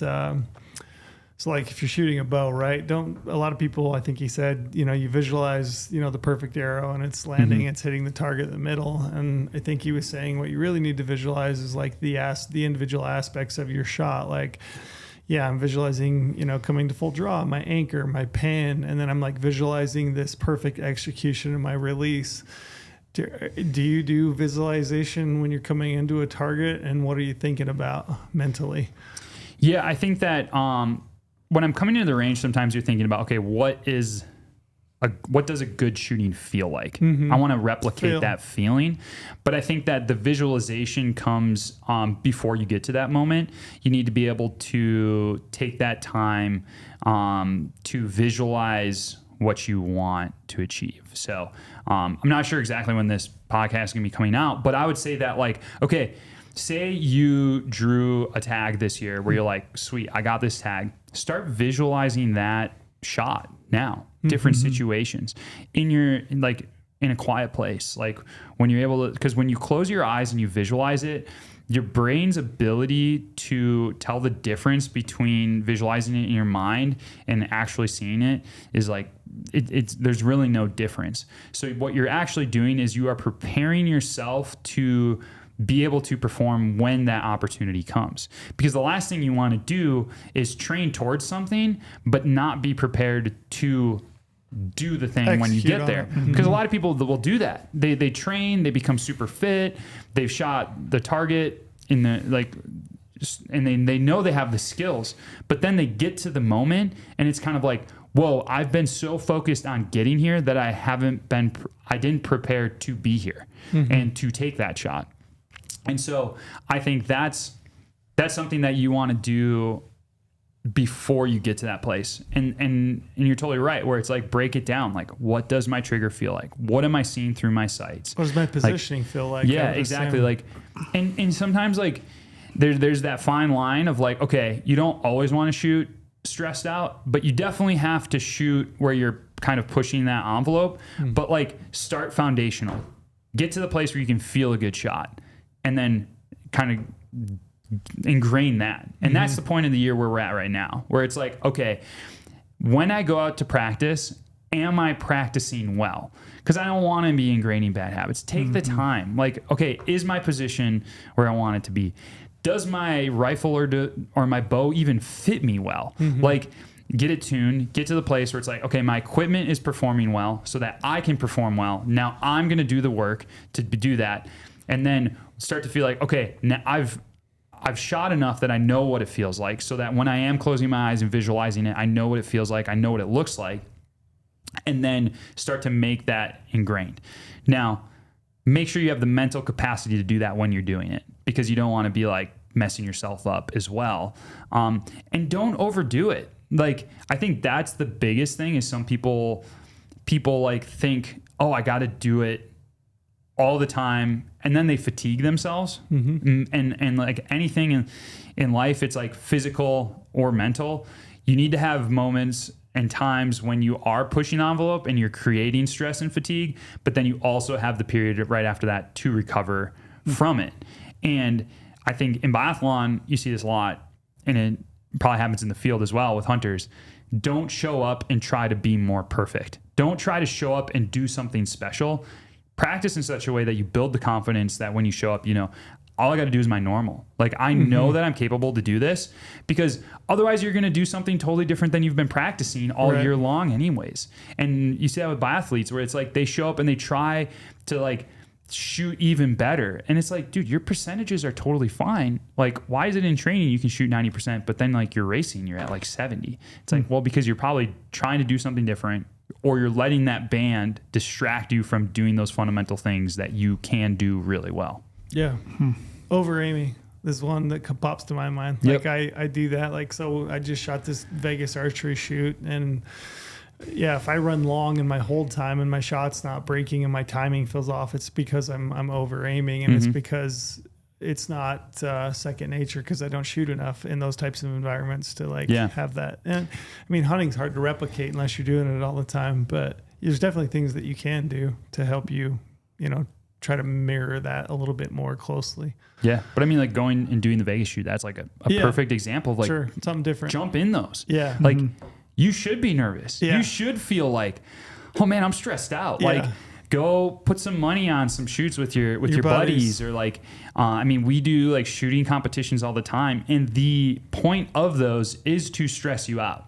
And like, that's one thing that I'm really thankful for with my current team, is that like when I first joined the team, there wasn't really a culture of like pushing people to like, and working as a team. Like, and it was because I was some young punk who's new to the sport, and there were some older guys on the team, and like they had families in town, and so they would show up, train, go home. They didn't like live with us at the training center, and it was like always quiet on the range. And they wouldn't have been okay to be like, oh, and now we have Paul Schommer coming in the range. Is he going to have it? Is he going to choke again? There wasn't that sort of banter. Whereas nowadays it's like fair game. And I really enjoy that with like, because there's a lot of younger guys on the team too. But there's even things that like, we would do this drill that we always called mom spaghetti. And so it'd be like the end of the workout, and we'd be like, all right, mom spaghetti standard rules, and be like, yeah, let's do it. So if it was intervals, it would be just one shooting, or if it was like easier combos, it would be like 4 shootings. And what the rules were, 4 shootings, every miss, 10 push-ups, last shooting, any missed shot, 50 push-ups, like automatic 50 push-ups, even if you miss one. Why? Because it's high pressure. That last shooting is the most important. Like, if you're in it and you don't clean that one, then you don't have a shot at the win. You're in that last shooting and you do, then like you want to create that stress. And so we would do that pretty often. And it was like, some days you win, some days you don't. But just because you didn't win today doesn't mean that you're not going to. Take what you can, learn from it, move forward. And so it also puts you in that, what we would also add on to that is say, we go, okay, guys, mom spaghetti standard rules. Yep, let's do it. As we're skiing that loop to come into the first shooting, you'd be like, all right, Jake, where are we racing? He'll be like, all right, we're racing Östersund, Pursuit, and then you go. Because it's like, okay, now we're racing in Östersund, Sweden, in the Pursuit race. And then it's actually amazing when it's like, I've never been to Cedar City, Utah. But like, as soon as I say that, something probably popped into your head. It's some sort of image. Yep. Or Buffalo, Minnesota. You know, like it's amazing what your body's ability is to imagine, put yourself in those situations. And so that when you do show up then I show up in Östersund, Sweden this last year in the Pursuit, and it's like, oh yeah, I've already done this like 3 times this summer. And it doesn't feel foreign. And it's the same thing as like, okay, like visualize those things and create situations as best you can. Obviously it's going to be different, but like if you can get as close to it as you can, it's only going to prepare you. Yeah. Yeah. I like that. When you're, obviously you have to be good at both skiing and shooting. Is there, maybe multifaceted question here. Do you practice more shooting or do you practice more on the skiing side? And then if you're weaker on one, is there a better one to be weaker at? Like, is it, this guy's a really strong skier, but he's not the greatest shot. Can you make up for it being a strong skier, or is it like... You can make up more being a strong skier than a bad shot or a good shot. Just because like, so I'll put it that it's tough because like if the race is 22 minutes long and it's a sprint, so a sprint race, you have 1 prone shooting, 1 standing shooting. Like the shooting portion of that race is less than 50 seconds, or less than a minute. So like, And that you're percentage. carrying your rifle the whole time, right? Exactly. And it's a little bit of a gamble. Like, okay, a guy who's a bad shot, maybe he shoots 70% one day, but he can ski off like 30 seconds on the field. So then he or even a minute, like, okay, then he's like a 90% shooter. But like, he's not going to miss all the time. The days that it does stick, like he's going to be in the mix. So that's definitely, the skiing is just like, if you're not a fast skier, you're not going to have a chance, because those top guys, like the level on the Biathlon World Cup right now is so high.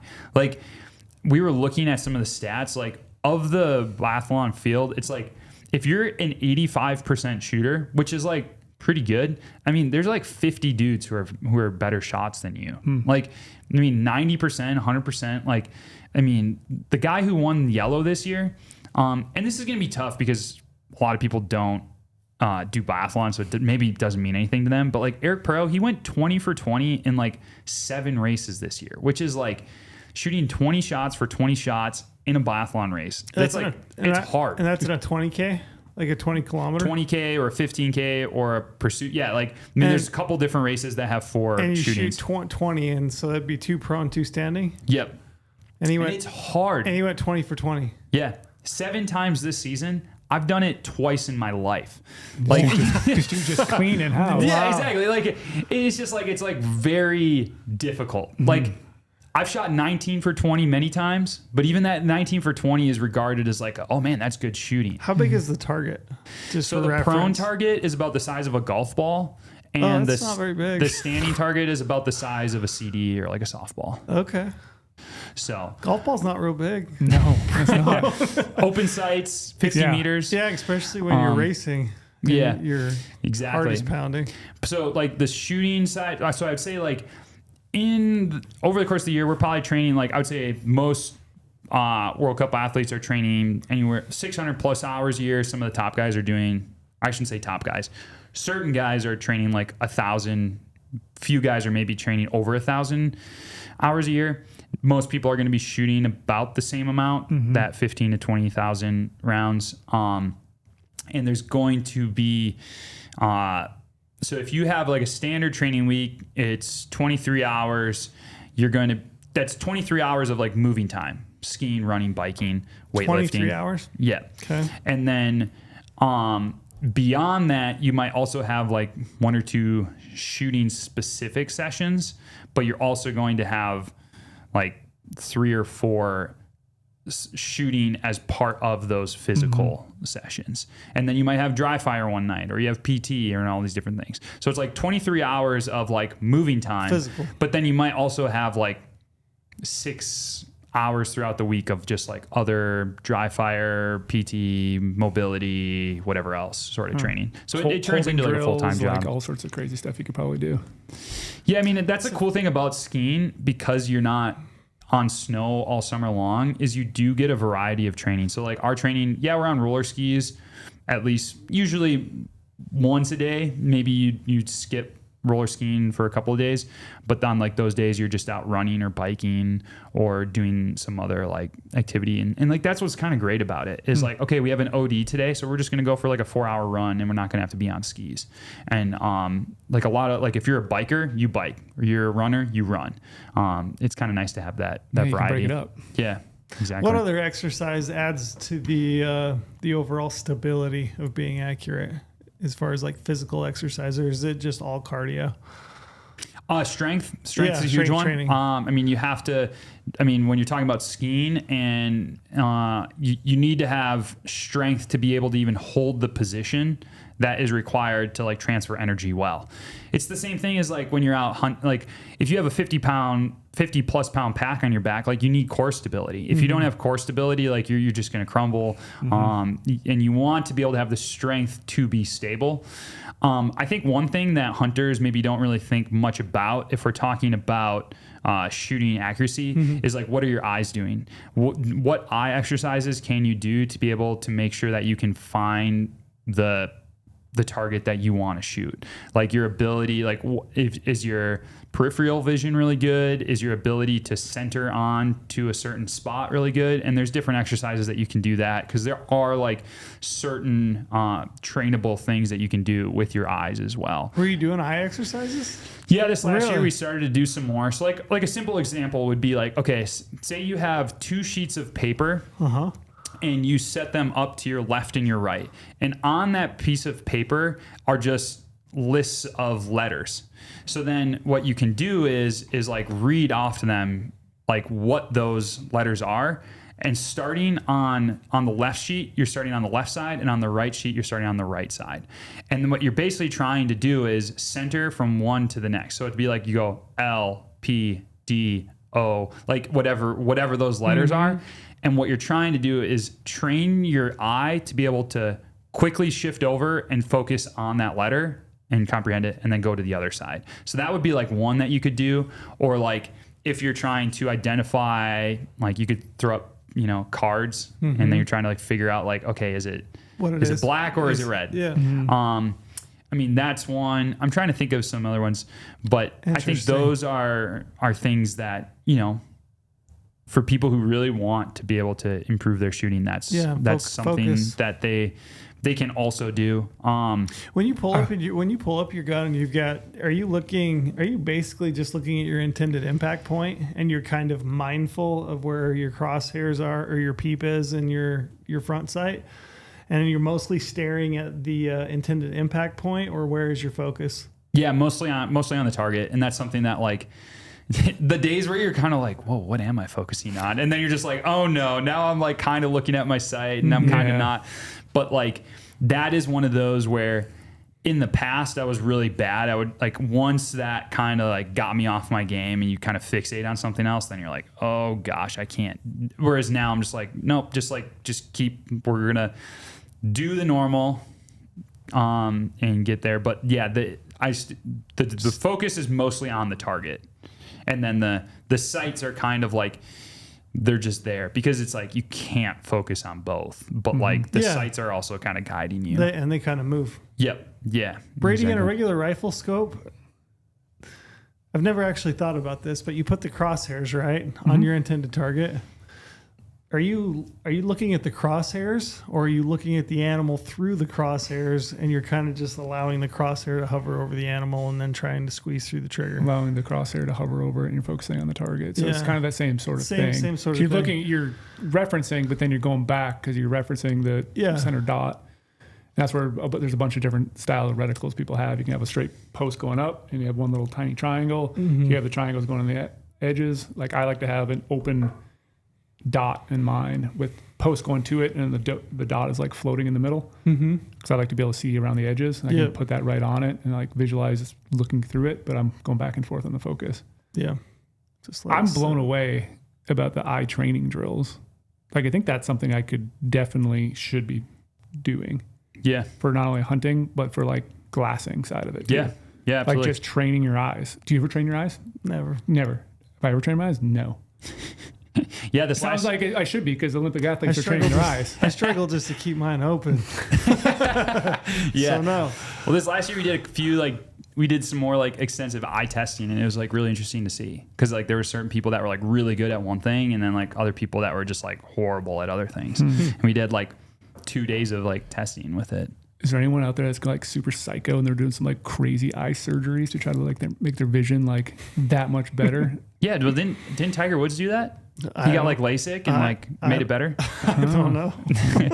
But yeah, I'm sure there are. I think he's got other problems going on. You just put like weird eye drops in to like slightly numb them so they don't flicker around a lot, so you can focus a little easier. Well, as an athlete, I was limited, and like I was subject to anti-doping and everything else like that. So I mean, there was only certain things you could do, but I mean, I'm sure there are people who are.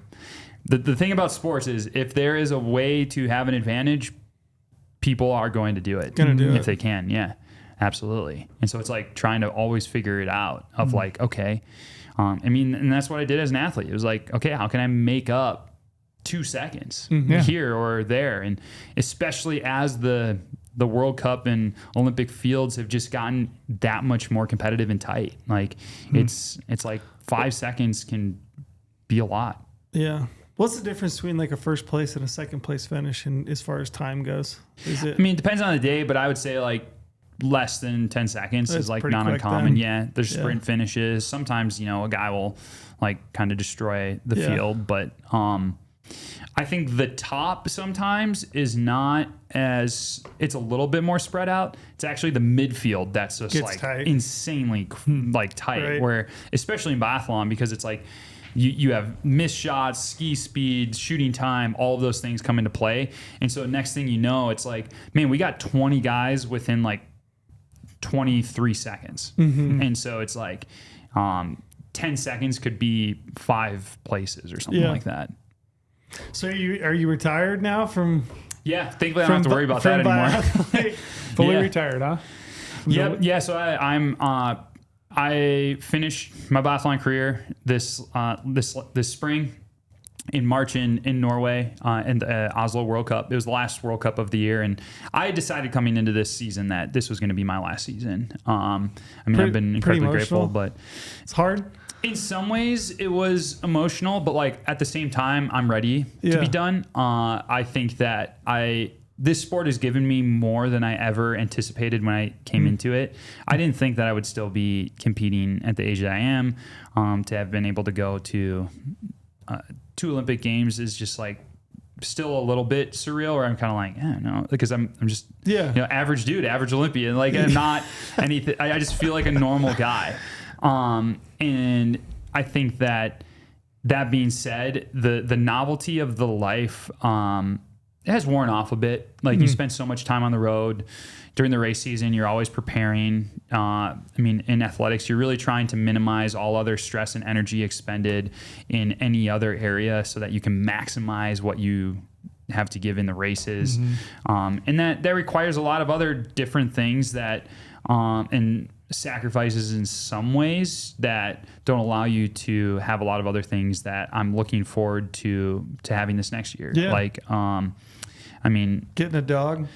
100%. Yeah. You brought that up earlier. Super excited to get a dog, and be able to travel around. Obviously hunt more and, be able to hopefully share those experiences that I've had with other people. I think this winter, I was really trying to figure out, okay, what does this next step look like? What am I going to do? So right now I'm in the process of like launching a business to, it's weird to say business, because I'm just like, I feel like I'm just a guy, but like knowing that I have, a pretty extensive knowledge in getting as fit as possible and shooting under pressure. And I want to help people be prepared for the next backcountry hunt. So launching that like brand to help our hunters, and it's called Clean Pursuit. And then that name just came from when in biathlon, when you shoot and you hit all your targets, it's a clean shooting. Consider that clean. But in hunting, you want a clean shot, you want a clean kill. And once you have the animal down, you have to clean it.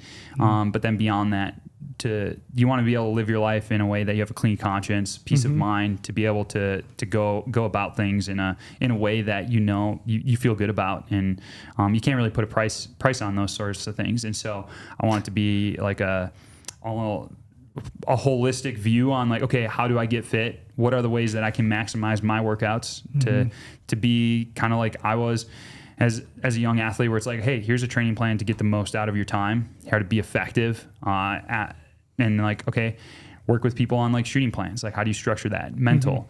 What are those things that I've learned as an Olympic athlete to be able to help people to really make the most of those sometimes once in a lifetime hunts where it's like failure is not an option, and to be able to go out with the confidence to do that. And I think when I look at that, and then also what I'm going to be doing with Aaron's Nordic Center, like that has me way more excited than like doing another year as a biathlete, traveling around and investing in myself. Like now's the time to really be able to take what I've learned and put it into practice in a different way. And that's super exciting for me. And so, inevitably, I'm sure there's going to be things that I'm going to miss about biathlon. Yeah. But I think that like what I'm going to get out of like not being an athlete might be like totally worth it. Just in the same way as like, someone's like, you want to go back to college? It's like, college was fun, but no, I don't need to go back to that. Different stage. Yeah. And that's kind of how I feel now. So something you just said. So you said you want to go into it with a clean conscience or a clean frame of mind. Going into something like you did at a very high level, how much did that play into it? Are you getting like life coaching? Are you getting coaching when you're within that Olympic environment, that developmental environment to like, and how much do you think it actually factors? Like, are there people out that are just living the wildest lives ever that are still super successful? Or do you really think that is central to like being competitive, increasing your competitiveness, like living a clean conscience, clean life, happy with who you are as an individual? Am I making sense? I think you. I just picked up on that when you said it, but I was curious. Yeah, I mean, you see athletes who are performing at the highest level, and their lives are total train wrecks. Now, so I think that there are aspects that sometimes are going to allow you to compete at the highest level when you are able to address those things in your personal life. And I had to go through that. I had plenty of seasons where it was like, you feel terrible, yet you're performing super well. But great, you have results, but like what happens then, like when you are, like when you look in the mirror, what do you see? And like when you lay your head down on the pillow at night, like that's what really matters. Like who I just can't help but think, and like, I can't help but think that it yields into other endeavors or things that you're trying to do in your life. Like it just seems like it would. Like if you want to do something at the highest level, you about have to get all your ducks in the row. Not just your physical training, your shooting, whatever it might be, the actual act of being that thing, but then also like how you feel about yourself and who you are and how you're operating. Exactly. And I think that's like a huge thing where it's like, okay, great, you have a ton of success, but like you're miserable. That's not worth it, is it? Like to sacrifice everything to like not even have the thing that means the most. And so, I mean, it can sometimes be a lot more difficult though, because you sometimes have to like, in order to enjoy and love the person that you see in the mirror, sometimes it takes like looking at that. And like sometimes you don't like what you see, but you have to address that. And on the team side of things, like there is a team psychologist, and like mental health is a huge thing within the USOPC, and we have great access to some of those things. But like for me, I think that the biggest gains in my life really came from when I really started working with my therapist, and she's amazing. Like she's an absolute godsend, and she helped me walk through some like really, really tough stuff in a way that helped me kind of get on that path of like, man, okay, I'm never gonna be perfect. I'm never going to fully be there, but at least I'm taking one step forward. And that really comes to like the motto that my two teammates and I came up with when we were traveling around Norway. It was starts now. Like when we started there, we were just like, hey, Project Norway starts now. And then we're like, no, it starts now. And then 2 weeks later, we're still saying like, guys, Project Norway starts now. And what was kind of a joke kind of became this like motto and like, yeah, guys, it doesn't matter what happened yesterday or 2 months ago. Like what matters is like today we have an opportunity to take one step forward towards where we want to go. And even though we may not be able to get there right away, and maybe even we screwed up big time in the past, it's like this idea of like redemption. Like there's redemption and a new opportunity for each and every one of us. And it's like when you go to the second story of a building, you don't just jump there. You take it one step at a time, and next thing you know, you're at that second story.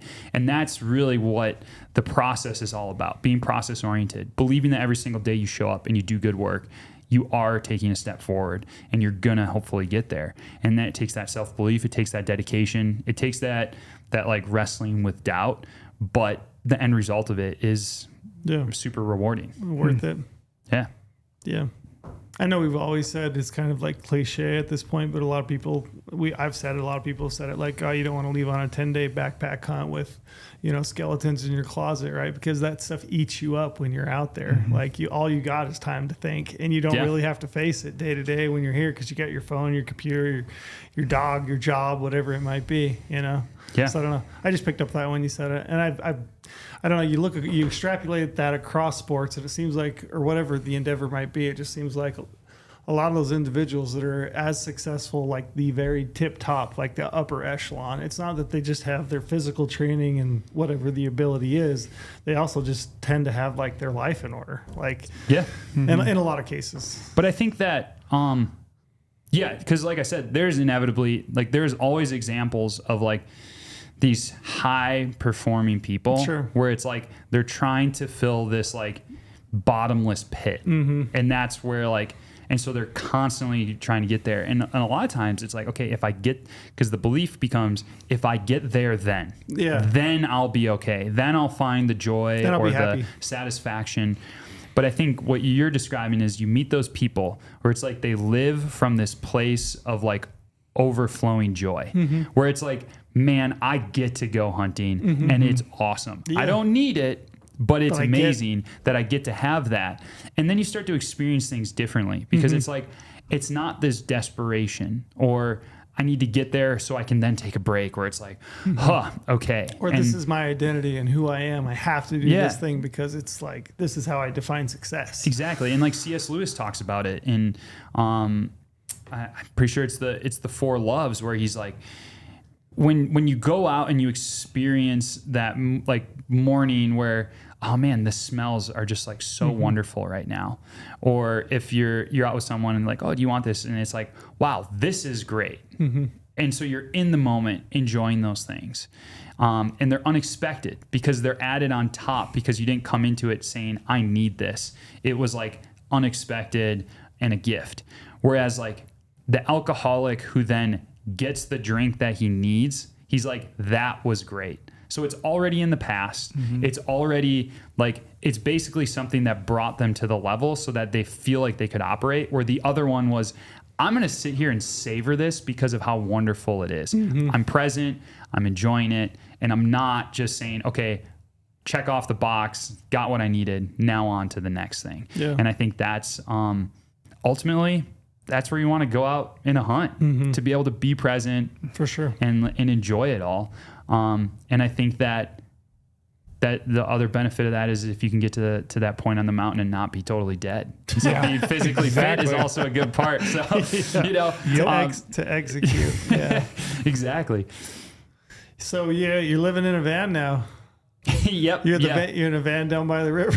Yep. Like not too many rivers here in Vegas though. So, I just think about the old Chris Farley skit, that one. That's a good one. Exactly. Yeah. But nowadays it's like, some of my teammates, they didn't even know what I was talking about when they hear that. They're just like vanning down by the river. And it's like, maybe they heard it, but they don't even know it. And you're just like, oh my God. Educated. Haven't seen it. Yeah, exactly. But no, I have a camper van, really taking advantage of the place that I'm at in life where I kind of have that transitional season. And so kind of been traveling around the Southwest here for the next few days. And then I'm going to be heading back to Wisconsin, setting some foundational work with both Aaron's and some other biathlon communities.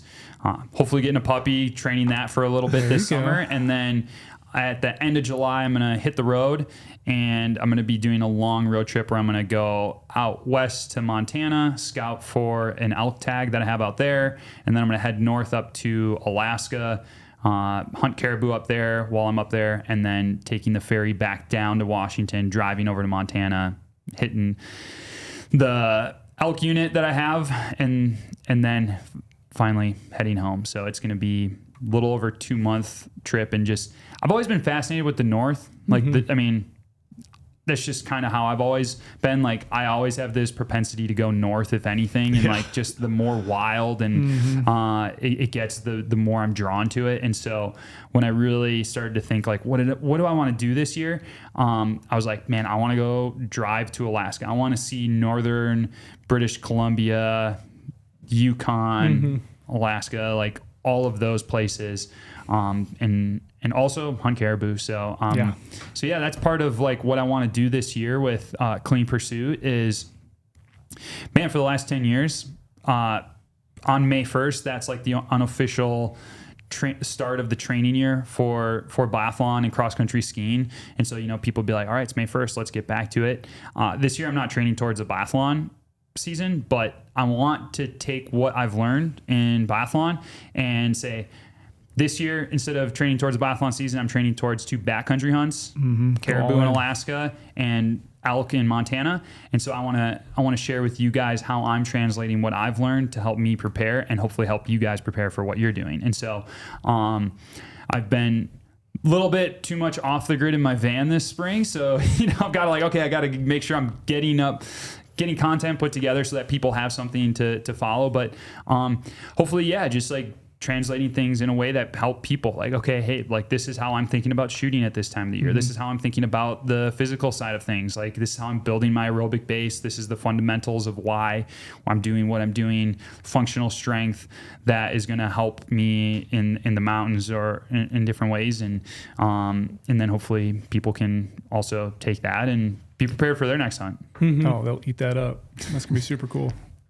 Yeah, it's cool too because you can explain to people the know-how. Like you can give people the knowledge base that you have, whether it's shooting or the physical fitness. But I think the cool thing about it is people couldn't relate with you. I do personally, as I'm sitting here across the table from you.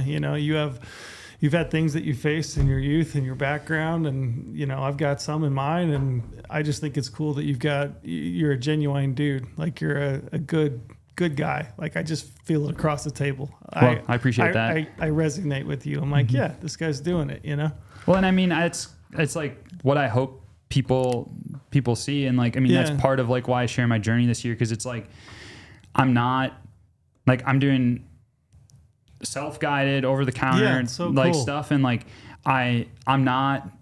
I do enjoy shooting my bow, but like I'm going to be bow hunting. And so like there's going to be aspects of biathlon that I'm gonna have to translate to bow hunting to be prepared for that. And so it's not like I'm an Olympic archer, and that's fun. That's part of the challenge. Sure. That's super fun. And so it's like, okay, I don't want people to follow me thinking that I'm not going to be giving you archery tips per se. I'm not saying that I am an expert woodsman. I enjoy spending time out there, but like my expertise is in physiology and shooting under pressure. And so I'm gonna talk about those things. Like if you want to find, I love that. If you want to find sheep or elk, maybe you're gonna go talk to somebody else who has more of an expertise in that. But I think that I want to help people get fit and learn how to shoot under pressure.